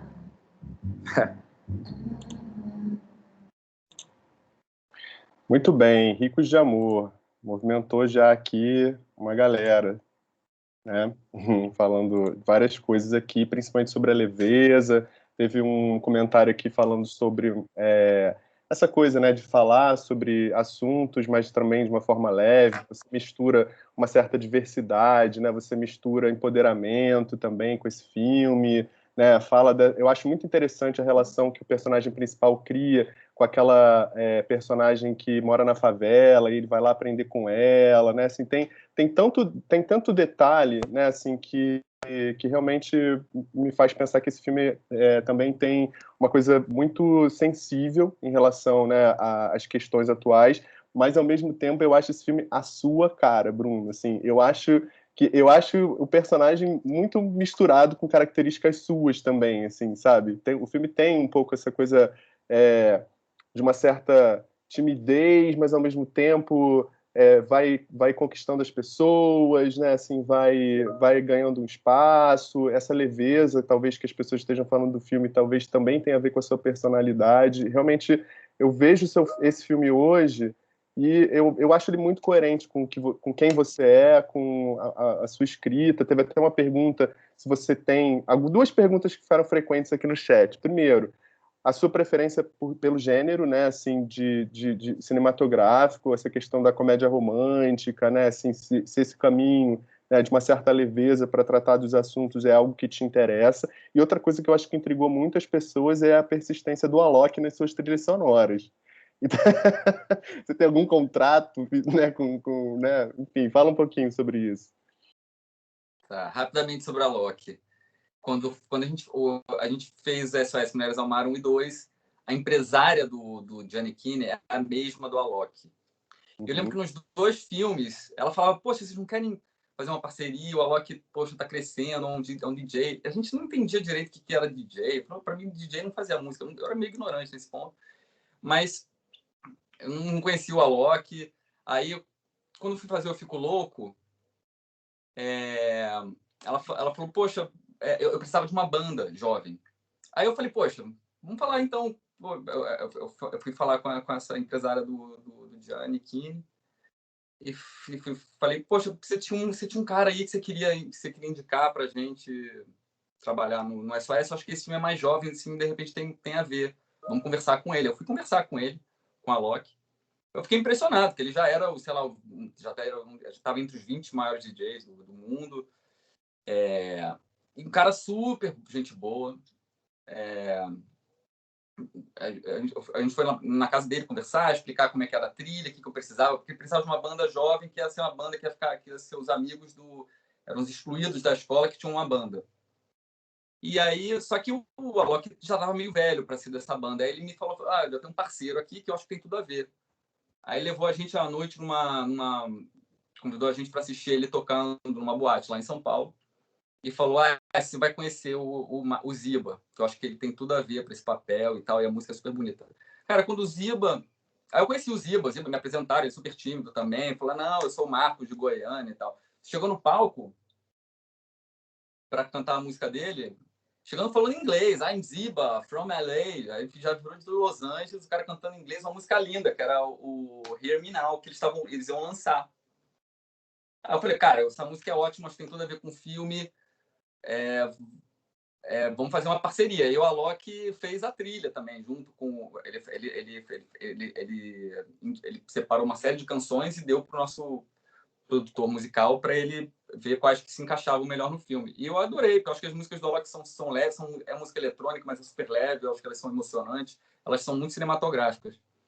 Para esse filme, para o Rico de Amor, foi uma super coincidência, que eu queria filmar na Festa do Tomate. Quem que estava lá na Festa do Tomate? O Alok, né? Caramba! Então a gente entrou em contato e falou, então, a gente vai filmar na Festa do Tomate, será que a gente pode filmar no teu show? Ele, poxa, ele ficou super feliz com o Fico Louco, na época ele divulgou, e eu acho que o filme, a música deu muito certo, né? A música Hear Me Now, muita gente nem conhece o filme, mas na época tinha muita gente que não conhecia o Alok, mas que assistiu o filme e relacionava o filme com a música do Cristiano Figueiredo. O Cristiano, acho que até hoje ele ouve que Hear Me Now é a música dele. E aí a gente foi pedir pro Alok falou, poxa, uma música pra gente usar na Guerra de Tomate. E aí ele mandou essa Table for Two, que é uma música romântica. Eu falei, olha, eu acho essa música ótima pra gente usar no filme. Mas pra Festa do Tomate a gente vai precisar de outra. E como era festa, precisava de outra. O filme eu acho que tem umas 6 músicas do Alok. É uma parceria que deu sorte, mas o cinema é muito de acasos, né? Tem um aluno aqui, inclusive, que disse que estava nessa festa, nesse show, na festa do Tomate. Essa festa foi o primeiro dia de um longa da Netflix no Brasil, o primeiro dia de filmagem, porque logo depois da gente filmar a festa do Tomate, o pessoal do Modo Avião começou a filmar. Mas oficialmente, eu acho que a primeira filmagem no Brasil foi a Alok que anunciou isso ali, né? Que legal, muito legal. E aí tem uma pergunta também, acho que do Marcelo, não, desculpa, foi sobre a preferência do gênero cinematográfico, né? Se você tem esse interesse por esse estilo, né, da leveza, da comédia romântica. E a Natânia, ela até, vou emendar a pergunta porque acho que já tem a ver, é o seguinte, ela também se interessa por escrita de comédia romântica, mas ela disse que ela tem uma questão que parece que sempre tem que terminar com um final feliz. O que você acha sobre isso? Você acha que é isso também? Olha, eu acho que pode ser, pode terminar com um final feliz ou não, se você prefere. Eu acho que vai... quando eu fui fazer o Fico Louco, a gente tentou terminar numa nota meio agridoce, não é? O casal não termina junto, né? Mas também a vida dele dá muito certo, ele deixa de ser um loser e vira um sucesso. Eu acho que... Eu vou te falar um pouco por que eu escolhi esse gênero, tá? Quando eu estava na faculdade, eu achava o gênero de filme comercial brasileiro um horror, eu tinha muito preconceito. Eu não pensava que eu ia trabalhar com Daniel Filho, não pensava que eu ia trabalhar... Eu lembro que eu olhava para as produções e eu tinha preconceito. O próprio Se Eu Fosse Você foi um super sucesso e eu lembro que eu não curtia muito, achava um pouco o nariz. Falava, não, eu quero fazer filmes mais autorais, tá? Só que é isso, a vida leva a gente, um projeto vai puxando o outro. E aí eu contei por que na hora de dirigir eu escolhi fazer um filme jovem, por várias questões. Porque eu me identificava, eram questões que estavam próximas a mim ainda, e eu tinha curtido muito falar delas, trabalhar com elas no Confissões de Adolescente, então daí surge a ideia de fazer o Eu Fico Louco. E a comédia romântica, eu vou te falar, porque antes de eu fazer o Rico de Amor, eu fiz mais 2 filmes jovens. Fiz Tudo para um Popstar e o Cinderela Pop. Cinderela Pop também é uma comédia romântica juvenil. E a gente tem que encontrar uma viabilidade para o nosso filme, para ele acontecer. Eu já participei de vários filmes, mesmo do Daniel Filho. Daniel Filho foi fazer um BO chamado Tempos de Paz, que era um filme do coração dele. Mas que demorou muito para ele conseguir levantar, demorou muito para ele conseguir filmar. Quando ele estava prestes a filmar, teve que parar, esperar mais um ano para fazer. Quando você vai fazer um filme que não tem uma viabilidade comercial mais clara para o distribuidor, é mais difícil você levantar. E aí eu vou te falar que para fazer, quando essa comédia de comediante, eu admiro, tá? Tem vários que eu gosto, tem uns que eu não gosto tanto, tem uns que eu já aprendi a admirar, porque se você vai começar a fazer, é impossível você participar de um filme que você não gostar. Eu visto totalmente a camisa, sou muito fã do Se Eu Fosse Você 2, acho a melhor comédia de todos os tempos. Depois que você começa a trabalhar, eu acho que a gente, não sei, eu vejo que eu não tenho mais esse preconceito, eu não acho, antigamente eu achava, não, separava, é um filme comercial, é um filme autoral. Eu acho que tem filmes autorais que têm viabilidade também. O que você tem que fazer é encontrar um ponto um comum, né? Entre o que é viável e o que você gosta de fazer, o que você quer fazer. Eu acho que eu não me interesso tanto por fazer um filme de comédia desses comediantes, porque aí vira muito o show do comediante. Você, como diretor, seu espaço ficou reduzido, né, para você trabalhar do jeito que você gostaria. Então, acho que a comédia romântica permite isso, permite que você não fique preso ali só pela comédia, só pela obrigação de fazer rir.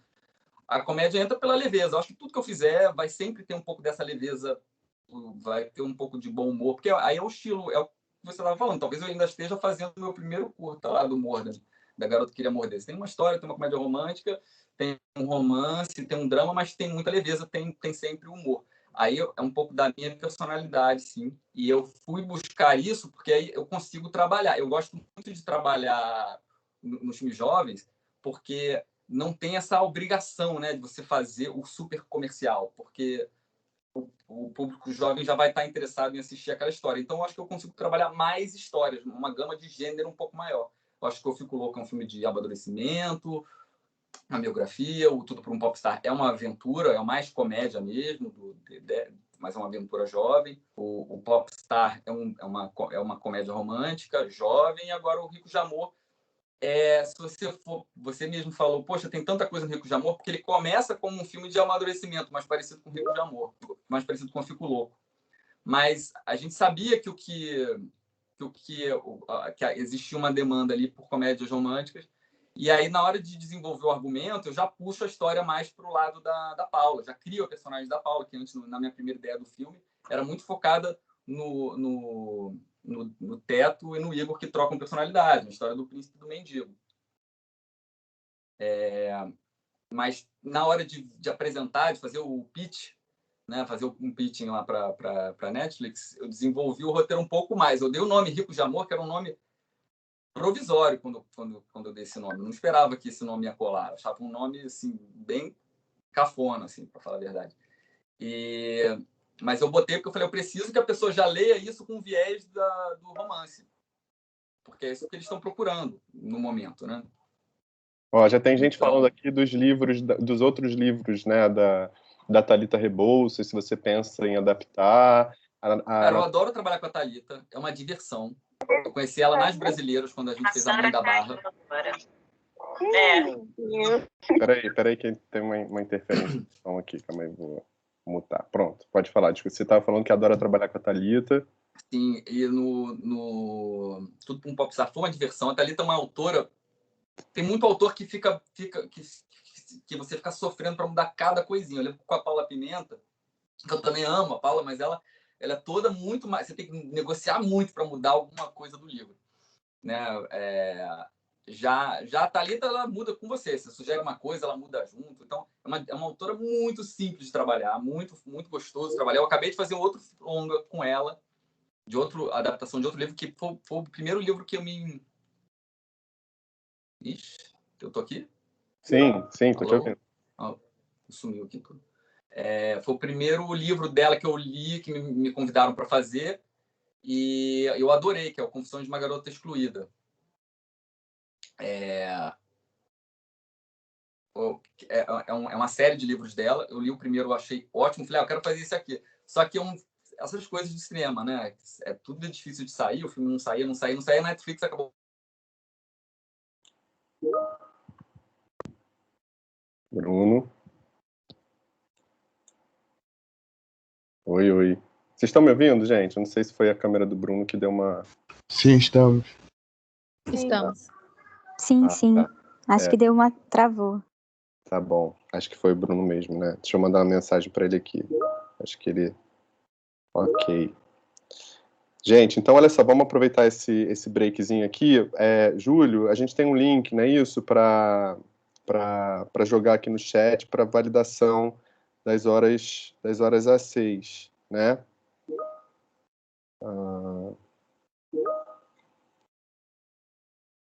Tá bom, Tomai. Não, você sendo do turno da noite não tem lista de presença, não. Na verdade, tem um link aqui para você.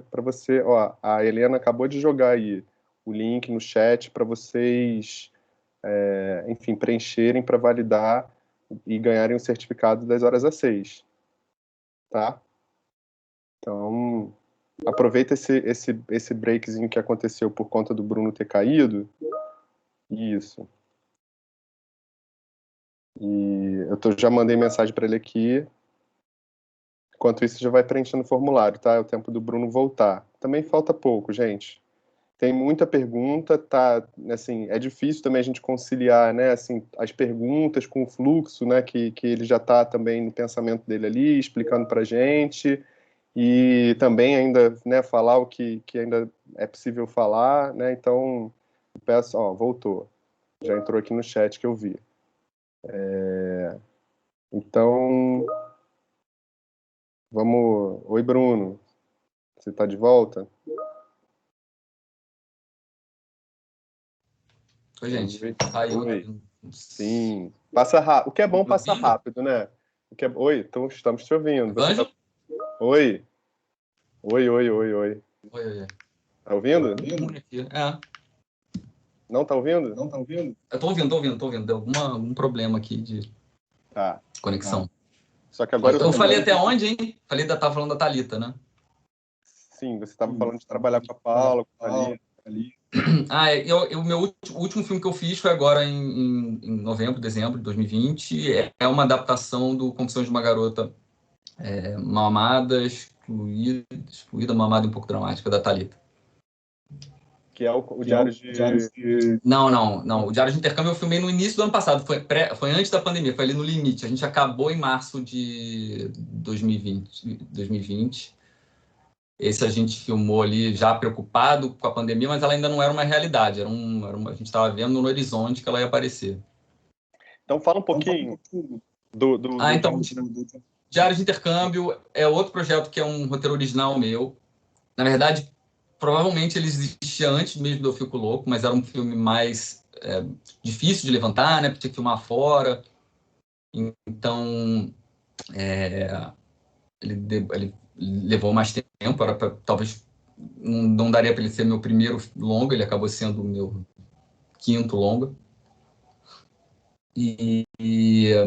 Mas é isso, a gente tem filmes que a gente sabe que vão sair mais fáceis, né? Que a gente consegue filmar, levantar mais rapidamente, outros que são mais caros, a gente vai intercalando para dar tempo de fazer os outros enquanto um não sai. Essa foi uma experiência ótima de levar.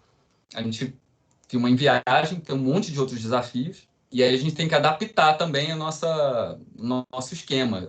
Foi um formato de filmagem muito mais de equipe reduzida, né? Um estilo de filmagem mais leve, com restrição de equipamento, de tempo de filmagem. Foi um filme que eu filmei em menos tempo, filmei ele em 4 semanas e meia. Né? Então, a gente começa... As pessoas falam, poxa, mas é um orçamento. Eu lembro que alguns amigos falaram, poxa, você está fazendo esse filme que é caro. Eu falei, olha, custa meio que a mesma coisa que os outros. A gente que vai direcionando o orçamento para possibilitar a viagem. Aí foi um horror, né? Porque aí o dólar também explodiu. A gente começa a cortar, no roteiro, cortar nas diárias, cortar nas locações. Tive que trazer parte do que ia filmar lá para filmar aqui no Rio antes da viagem. Mas foi uma experiência ótima. Eu tô louco pro filme sair. O filme tá prontinho. Era para ter estreado no final do ano passado, mas aí não tinha mais cinema para estrear. Aí, o Shur, que é a diretora, ele estava trabalhando com assistente de direção com a gente. Ali, eu tô vendo, eu mesmo carregava meu videoassiste ali, pendurado no pescoço. E a equipe inteira abraça, né? Quando você vai fazer um filme assim, a equipe inteira também tá topando trabalhar num esquema que não está acostumado. As equipes bem mais enxutas, todo mundo tendo que abraçar outras funções. É bom, foi parecido com fazer curta-metragem de novo. Vamos aproveitar, então, para falar sobre aquela pergunta do modo de produção, né? Mas aí você podia começar, de repente, porque é uma pergunta que ficou em aberto aqui, sobre a questão do elenco, né? Do teste de elenco, por exemplo. Isso também mudou em relação a trabalhar com esses players, ou vocês continuam fazendo aquele caminho tradicional da agência, né, de elenco, ou de ter, né, uma produtora de elenco, e ela circula, né, assim, assiste peça de teatro, vê os trabalhos, já faz uma primeira triagem, porque tem perguntas, né, sobre como é que está funcionando, né, teste de elenco para Netflix, mas aí você já podia emendar, de repente, com essa questão toda do modo de produção, de uma forma geral. Não, olha, eu vou falar, quando falo de modo de produção, é muito quais são as possibilidades para um filme, né? Você tem uma ideia, você quer fazer um filme. Eu acho que é sempre importante observar o que está acontecendo. Quando eu estava na faculdade, eu falei, eu não tinha muita perspectiva, né? Eu vi o Daniel Filho sofrendo, né? Penando para levantar o filme dele. Eu falava, quem sou eu para tentar chegar agora no mercado e conseguir fazer meu filme? Só que coisas aconteceram, né? Na época, a gente teve o boom da classe C, os cinemas começaram a prosperar, então precisava de filme falado em português, o filme brasileiro começou a crescer, começaram a ter filmes de sucesso, né, como o próprio Se Eu Fosse Você, Cidade de Deus, enfim, entre vários outros. Né? A gente começou a ter um modelo de produção que era a partir usava sempre a lei, né, do audiovisual, então era sempre regularizado pela Ancine, que normalmente entrava uma major, uma empresa estrangeira, Universal, Disney, Fox, Warner, enfim, todas essas, são várias, e com uma parceira brasileira, com um distribuidor brasileiro. Essa parceira estrangeira, ela tinha um limite de botar até 3 milhões, usando 3 milhões, do qual acho que 30%, uma parte dela é incentivada, né, que seria o dinheiro que essas majors, quando vão mandar o dinheiro para fora, elas têm que pagar muito imposto. Elas podem usar parte desse imposto como incentivo e eles têm que fazer um investimento junto no teu filme. Então, você podia, pelo artigo 3º, colocar conseguir convencer uma empresa dessas a fazer o teu filme e colocar 3 milhões no teu filme. Ao mesmo tempo, você tem as brasileiras, Paris, Downtown, Europa, enfim, números, H2O, Vitrine, Galeria. Essas brasileiras também podiam entrar com até 3 milhões do fundo setorial, que é um dinheiro que tudo que é de audiovisual, celular, TV a cabo, as salas de cinema, todos pagam um pequeno imposto que vai para esse banco lá no Rio Grande do Sul, que o fundo que a gente chama de fundo setorial, que é o fundo é o fundo do cinema, né? Esse dinheiro é usado, ele é investido nos projetos. Então você tem que participar de um edital, o distribuidor vai lá, ou o produtor vai lá e pede parte desse dinheiro, pode também pedir até 3 milhões. Então aí você já viu uma viabilidade, né? Porque 6 milhões é o orçamento, né, de 4 a 6, é o orçamento médio da maioria dos filmes de circuito, que eu vou chamar, né? Dos filmes que estreiam, mesmo seja de arte, seja comédia, seja ação, enfim. Você vê esse modelo acontecendo. E aí são filmes que são filmados entre 4 e 6 semanas, né? Você começa hoje em dia eu falo que eu assisto um filme, eu já sei mais ou menos qual orçamento, enquanto as semanas foi filmado, porque vira um modelo, e esse modelo, de certa forma, dita estética. Por isso que eu ficava pensando, falei, cara, como é que eu vou achar que eu vou conseguir fazer um filme muito melhor do que esses caras fazem, porque eu vou fazer nesse mesmo modelo, não vai ter muito como eu fugir. A possibilidade é essa, existe um teto. Tem outras formas de você conseguir dinheiro, né? Se seu filme já fez muito dinheiro, você fez o Minha Mãe é uma Peça. Quando você vai fazer o 2, você consegue várias outras formas de financiamento, que as pessoas já colocam dinheiro com a certeza que ele volta. Então, você consegue outros endereços, você consegue gente querendo divulgar a marca no filme, botar merchandising, você consegue botar, você consegue investidores que estão vendo já o retorno da bilheteria do filme.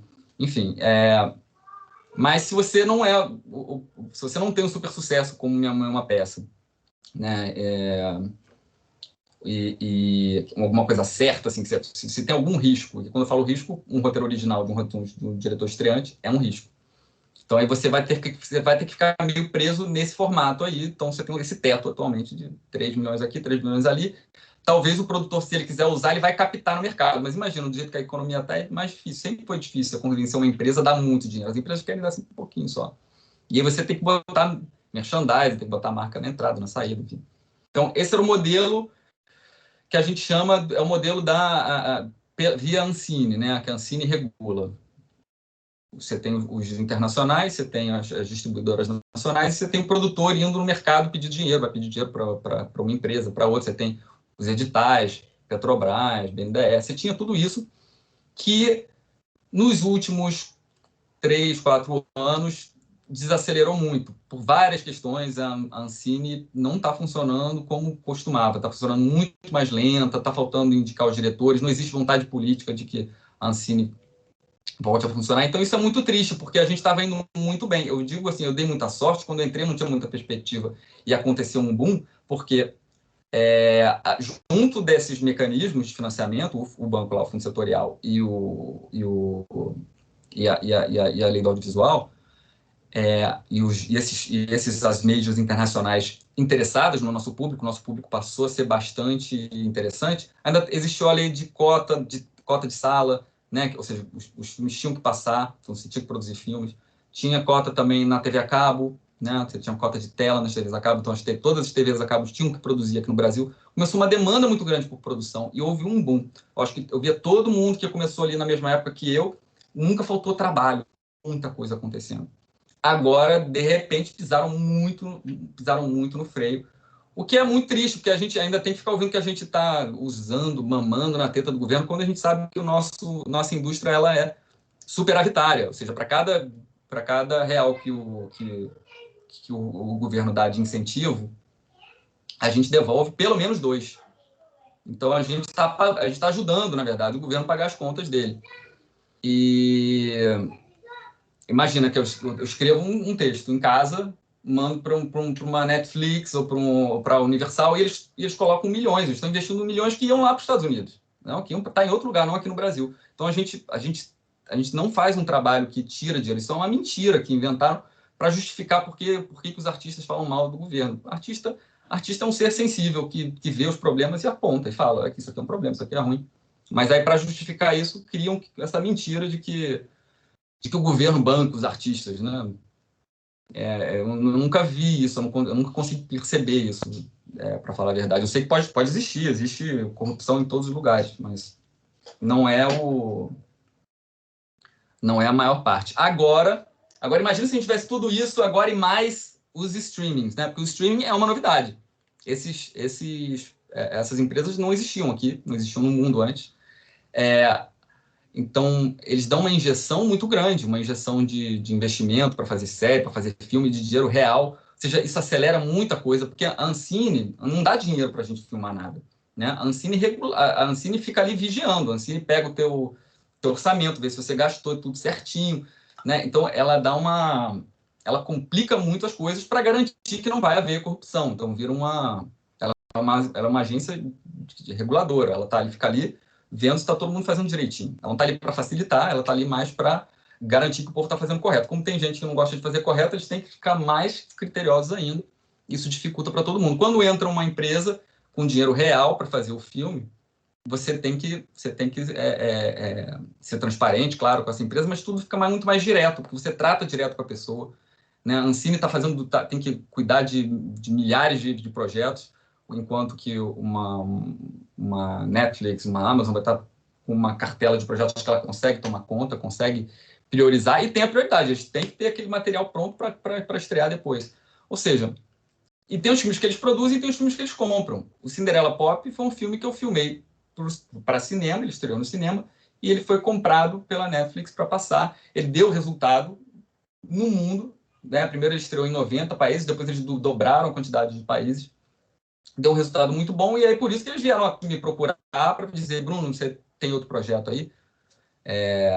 Então, acho que a gente podia agora estar vivendo uma época de ouro, de um boom tremendo. Mas o que está acontecendo parou uma parte da nossa forma de viabilizar um filme.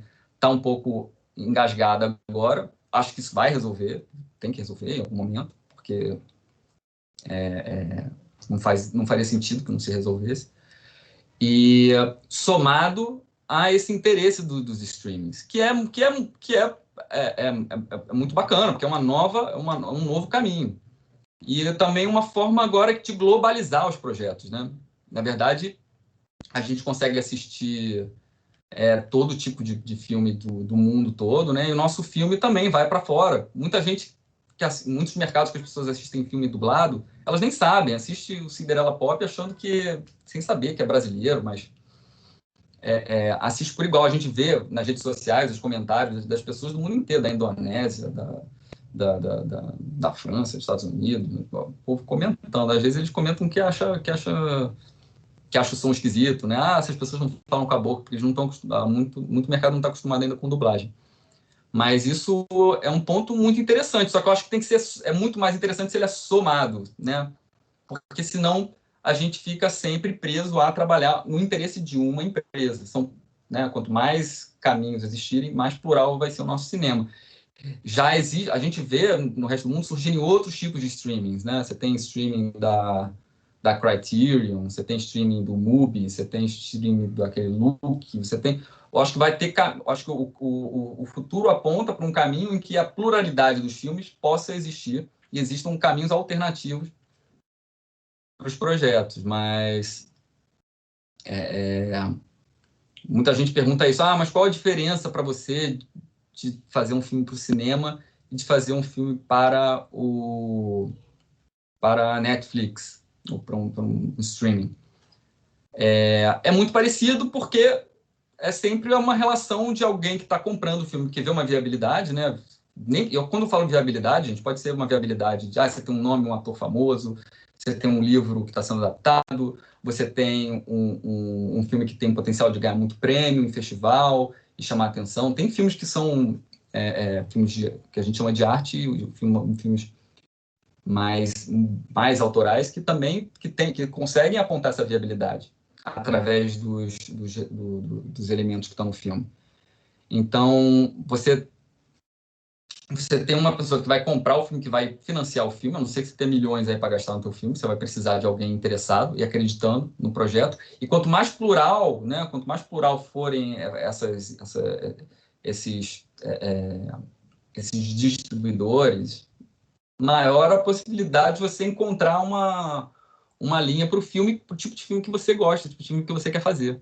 Né? No momento, se você não está vendo esse caminho, a gente tem também a democratização, né, do modo de produção. Quando eu estava na faculdade, poxa, para fazer um filme em película era difícil, para você ter acesso aos maiores festivais, você tinha que ter uma cópia em película do teu filme, porque era muito caro. Agora você pode fazer tudo no seu celular, com a tua galera. Então, procurar a tua turma na faculdade, fazer os seus filmes da forma que você puder fazer, né? Achar projetos que sejam possíveis de fazer com menos recursos ali na faculdade, eu acho que é um bom caminho. Foi o caminho que funcionou para mim. Eu não tinha muita alternativa, eu não tinha muita perspectiva de como entrar no mercado. Então, isso aconteceu para mim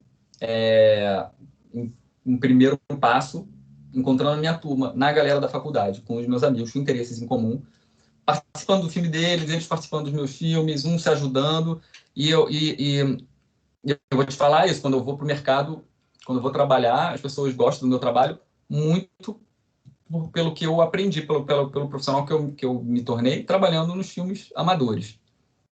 Eu acho que essa sua fala, Bruno, é boa, porque a gente chegou no tempo limite aqui do nosso encontro, e eu vejo que tem muito, assim, algumas perguntas ainda ficam um pouco nesse lugar, assim, do tipo, como Netflix, né, nesse lugar do mundo encantado, do tipo, todo mundo quer chegar lá, quer, né, ter seu filme, enfim, na cartela, né, de plataformas internacionais, mas eu acho que, de alguma forma, você também aqui já mostrou que esse caminho... Você não começou ontem também, né? Assim, você tem uma estrada, né? Assim, já de trabalho. Como você falou, você também tem muito roteiro que ainda está na gaveta. Você também deu uma editada no seu currículo no sentido... Tem muito mais coisa do que isso que você mostrou aqui pra gente, né? Então, assim, eu acho que, por um lado, também, né?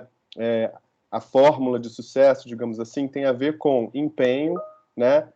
Seriedade, acreditar no que você faz realmente. Não sei, eu tô desenhando um pouco isso aqui, um pouco até mesmo pela observação do que eu sinto que é a sua trajetória, sabe? Você não foi uma pessoa que, de repente, do nada, né, bateram na sua porta e falaram, ei, você quer escrever um roteiro para Netflix? E, né, não foi isso, né? Assim, eu acho que foi realmente o seu instinto, com o seu gosto, com os movimentos que você deu, com a sua seriedade, com o seu empenho, tudo isso junto, e você acreditando que você está, né, levando a sério esse movimento, acaba acontecendo, né, como uma possibilidade, assim. Mas se você quiser complementar, só para a gente encerrar, porque eu sinto que isso tem uma coisa assim, do tipo, nossa, mas todo mundo quer chegar lá, né, na Netflix, todo mundo quer dirigir, ter esse portfólio maravilhoso que você tem, esses filmes incríveis, né, assim, com fotografia maravilhosa, arte maravilhosa, elenco famoso, né, mas enfim, existe realmente um pulo do gato, ou isso que eu falei faz mais sentido? Olha, eu acho o que você falou faz perfeito sentido, né, levantar um filme a arte que a gente escolheu fazer é muito cara. Envolve muita coisa, uma estrutura muito grande. Então, tem muito risco. As pessoas querem investir no que é certo. Agora, você imagina, vem uma empresa Netflix. A Netflix não sabe, para Netflix, Brasil, Indonésia, Índia, tudo, eles não conhecem as particularidades de cada lugar, né? Então, o que acontece? Quando eles vão escolher um projeto, vão escolher uma pessoa aqui para fazer alguma coisa, eles precisam explicar para um gringo por que eles tomaram essa decisão, porque a coisa pode dar errado, e o cara vai perguntar, mas por que você escolheu esse projeto? Por que você escolheu esse profissional? E o cara tem que poder falar. Então, vai ver quem que a Netflix, quem que a Amazon está escolhendo aqui. Eles chegam e escolhem as principais produtoras, as produtoras que têm mais sucesso, elas vão fazer parceria com com Globo, com atores que já que tem muito seguidor. A coisa do seguidor é muito cruel, né? Mas eles vêm mesmo, porque eles não sabem quem é. Eles não sabem quem é Matheus Nastergalli, eles não sabem quem é Marco Nanini, quem é Selton Mello, eles não sabem. Então o cara tem que falar, olha só, esse cara que tem muito seguidor, não, esse cara aqui que fez Cidade de Deus eles conhecem, já ouviram falar, né? Esse cara aqui que fez vários filmes que deram bilheteria, né? Eles têm que explicar o porquê que eles estão apostando num projeto. Então, você chegar lá do nada, né? Então, você tem que procurar algum parceiro. Poxa, eu tenho um projeto muito legal. Dificilmente você vai conseguir chegar direto no Netflix e eles não vão querer te pegar diretamente. Primeiro, eles não vão receber projeto diretamente de você. Você tem que procurar um produtor. Então, poxa, acha um produtor que vai acreditar. Às vezes, tem muito produtor que está procurando projeto. Isso pode ser um pulo do gato. Você tem uma ideia muito boa, você tem um argumento muito bom. Você quer levar para um produtor que vá ter algum acesso para a Netflix, né? Um produtor que já tenha produzido coisas que tenham dado certo, ou alguém que não tenha produzido nada, mas tem um parceiro que possa fazer uma parceria com uma produtora maior. Isso é um caminho. Os projetos chegam nos streamings através das produtoras, tá? Eles dificilmente vão pegar diretamente com um profissional, com um diretor ou com um roteirista. Pode ser, se você é um ator famoso, provavelmente você pode chegar lá direto para eles, olha, tem esse projeto. Mas mesmo assim eles vão dizer que precisa de uma produtora, porque ele precisa de uma segurança para o gringo lá que não sabe o que é Brasil, não sabe quem é ninguém, não sabe quem é a gente. Então, essa questão do produtor é muito importante, dos parceiros. Como é que eu vou procurar valores para o meu projeto? Uma história muito boa. Uma história muito boa vale muito, tá? Você tem uma ideia muito boa. Tem muita gente que me manda roteiro. Fala assim, poxa, queria ler roteiro, queria te dar ideia. Eu não posso nem ler. Porque imagina, todo ano eu tenho que escrever umas 4, 5 histórias originais. Se eu ler uma tua história hoje, amanhã eu posso estar usando alguma coisa que está ali, Deus me livre, eu morro de medo. Que a gente faz às vezes sem querer. Então é difícil, eu não vou receber uma história e vou ler. Eu acho que quem faz isso? Produtor. O produtor está aí para ler, para acreditar, para investir no teu projeto. E sempre pensar nisso. Como é que eu vou convencer que esse filme vai dar certo, que esse filme tem alguma viabilidade? Seja pelo ator, seja por uma história, por um tema que é bacana, seja por uma personalidade. Eu tenho esse cara aqui, eu já vi uma galera que chegou, sei lá, com o Jô Soares, procurou o Jô Soares, convenceu ele a fazer o filme, então eles chegaram, poxa, tem um filme aqui com o Jô Soares. Às vezes você pode seduzir, não tenho nenhum produtor que eu vou conseguir produzir, seduzir, não vou conseguir chegar na Netflix. Chega num artista, então, num ator que você acha que vai fazer, que vai trazer visibilidade para o seu projeto. Enquanto isso, vai aprendendo a fazer. A gente aprende muito fazendo. Vocês estão no lugar certo, vocês estão na faculdade, vocês estão aí para aprender, vocês estão com um monte de gente junto, um monte de amigos que está afim que vai topar trabalhar de graça no teu projeto, que vai te ajudar. Tem muita gente que, mas eu não tenho nenhum recurso. Cara, eu não tinha nenhum recurso. Eu fui ficar amigo de quem tinha, né? Por acaso, foi um amigo da faculdade que eu trabalhava que tinha um contato na conspiração, que tinha um contato, foi fazer um longa e me chamou. Ou seja, sua indicação não precisa ser alguém da família. Se você mostrar bem o teu trabalho na faculdade, os teus veteranos, os seus colegas, quem tiver um acesso para entrar no mercado, te puxa pela rachadura. Só acho assim, seja uma pessoa legal com que as pessoas querem trabalhar, gostam de trabalhar, vão querer trabalhar de novo. Eu vejo muita gente que é talentosa e que não avança muito por causa do temperamento. Uhum. Né? Porque é uma pessoa difícil, uma pessoa que a gente num set de filmagem, a gente está sempre trabalhando sob muita pressão, né?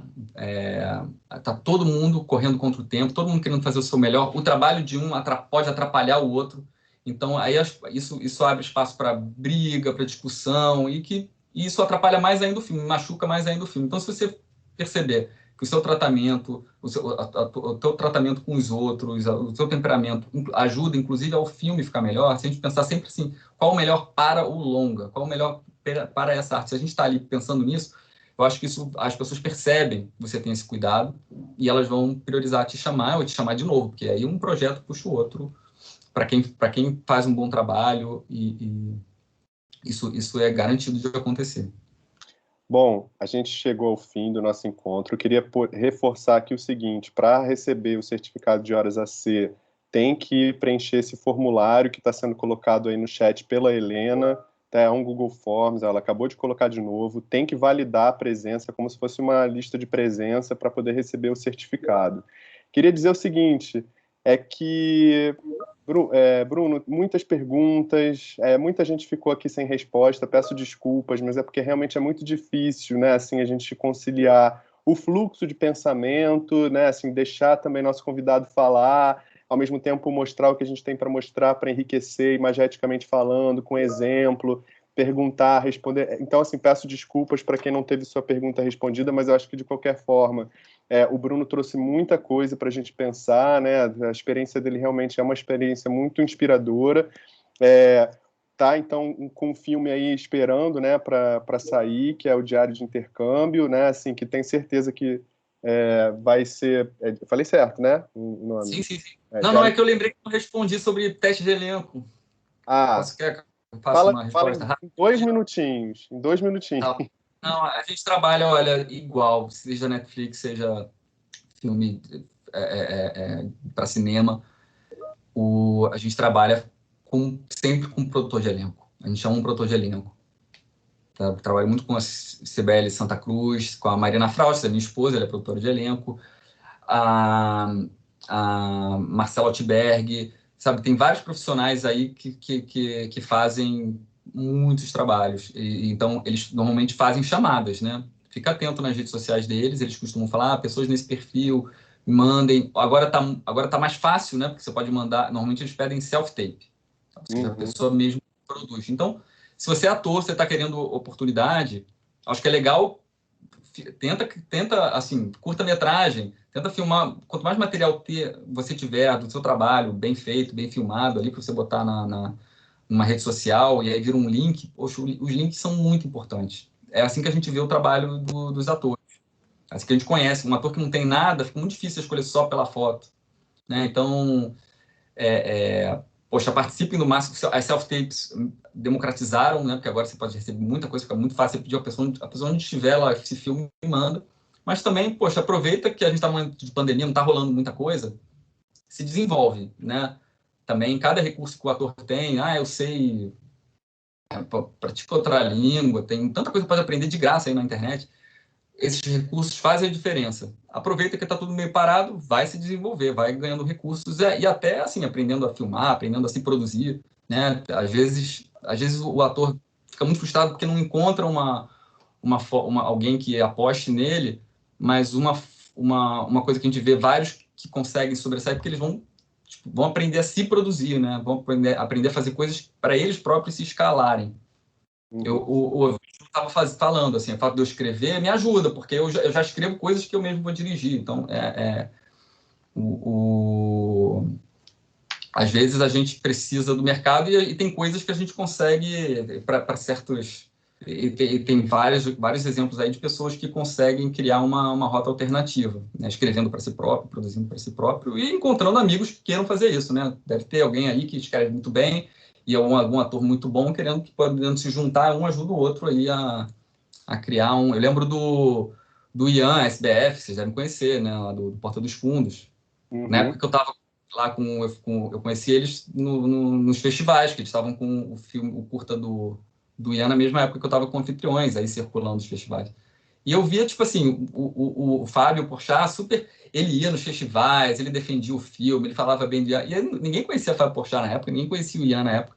E eles, tipo, começaram... Ele entra pela porta dos fundos, né? Ele cria uma via para ele. E a gente vê tantos youtubers aí também que acham... A Kéfera, que queria ser atriz, ela encontrou pelos vlogs uma forma de aparecer. Então, gente, a gente tem essa possibilidade, tem essa ferramenta, né? A internet, o celular, as câmeras, os computadores, tudo está cada vez mais democrático e eu acho que esse é o caminho. Não muda muito. Você não tem, eu acho que a Netflix nem tem banco de atores ainda. Eles têm alguns que eles investem para garantir, né, que vai ter o Hassum, para garantir que vai ter a Larissa Manoela, mas eu acho que vai cada vez menos, mesmo as televisões, mesmo as emissoras de TV vão ter cada vez menos banco de atores e vão trabalhar com os produtores de elenco, que vão falar diretamente com os atores e mandem material.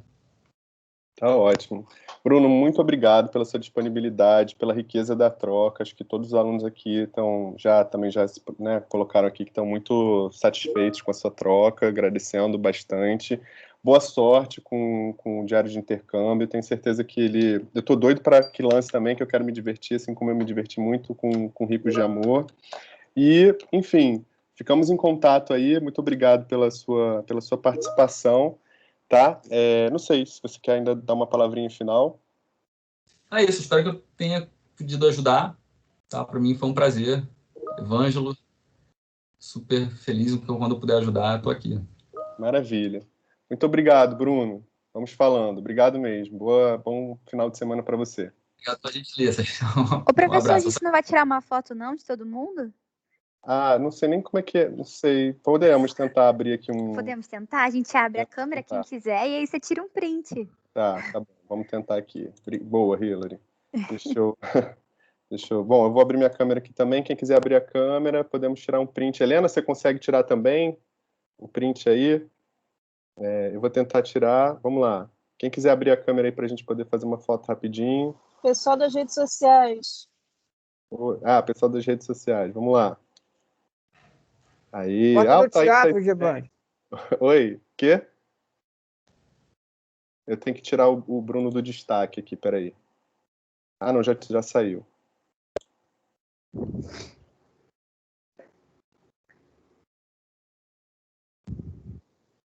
Pessoal, vou fazer a foto. Oi, obrigado aí. Agora bem melhor ver a carinha das pessoas, né? Tá vendo um monte de coisinha aqui. Vamos lá, um X. Eu perdi o Bruno na imagem. Bruno, você desligou sua câmera? Não, né? Ué. Acho que parece que tá isso.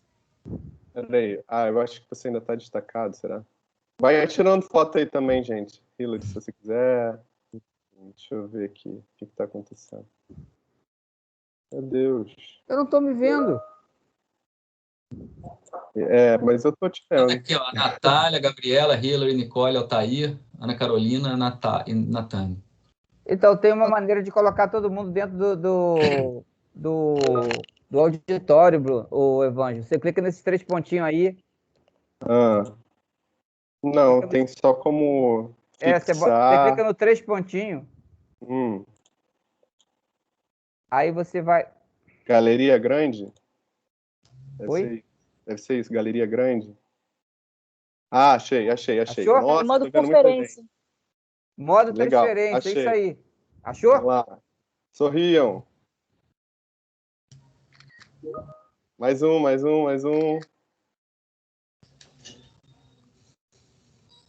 Muito bem. Obrigado, gente. Obrigado, Parabéns, foi ótimo. Bruno. A gente se fala daqui a Valeu, pouco. muito obrigada. Tchau. Valeu. Sorte. Tchau, obrigada. Tchau. Valeu, Evandro, ótimo, parabéns. Tchau, obrigada. Valeu, galera, um abraço. Obrigada. Valeu, gente. Tchau. Obrigadão. Valeu, galera. Tchau, gente.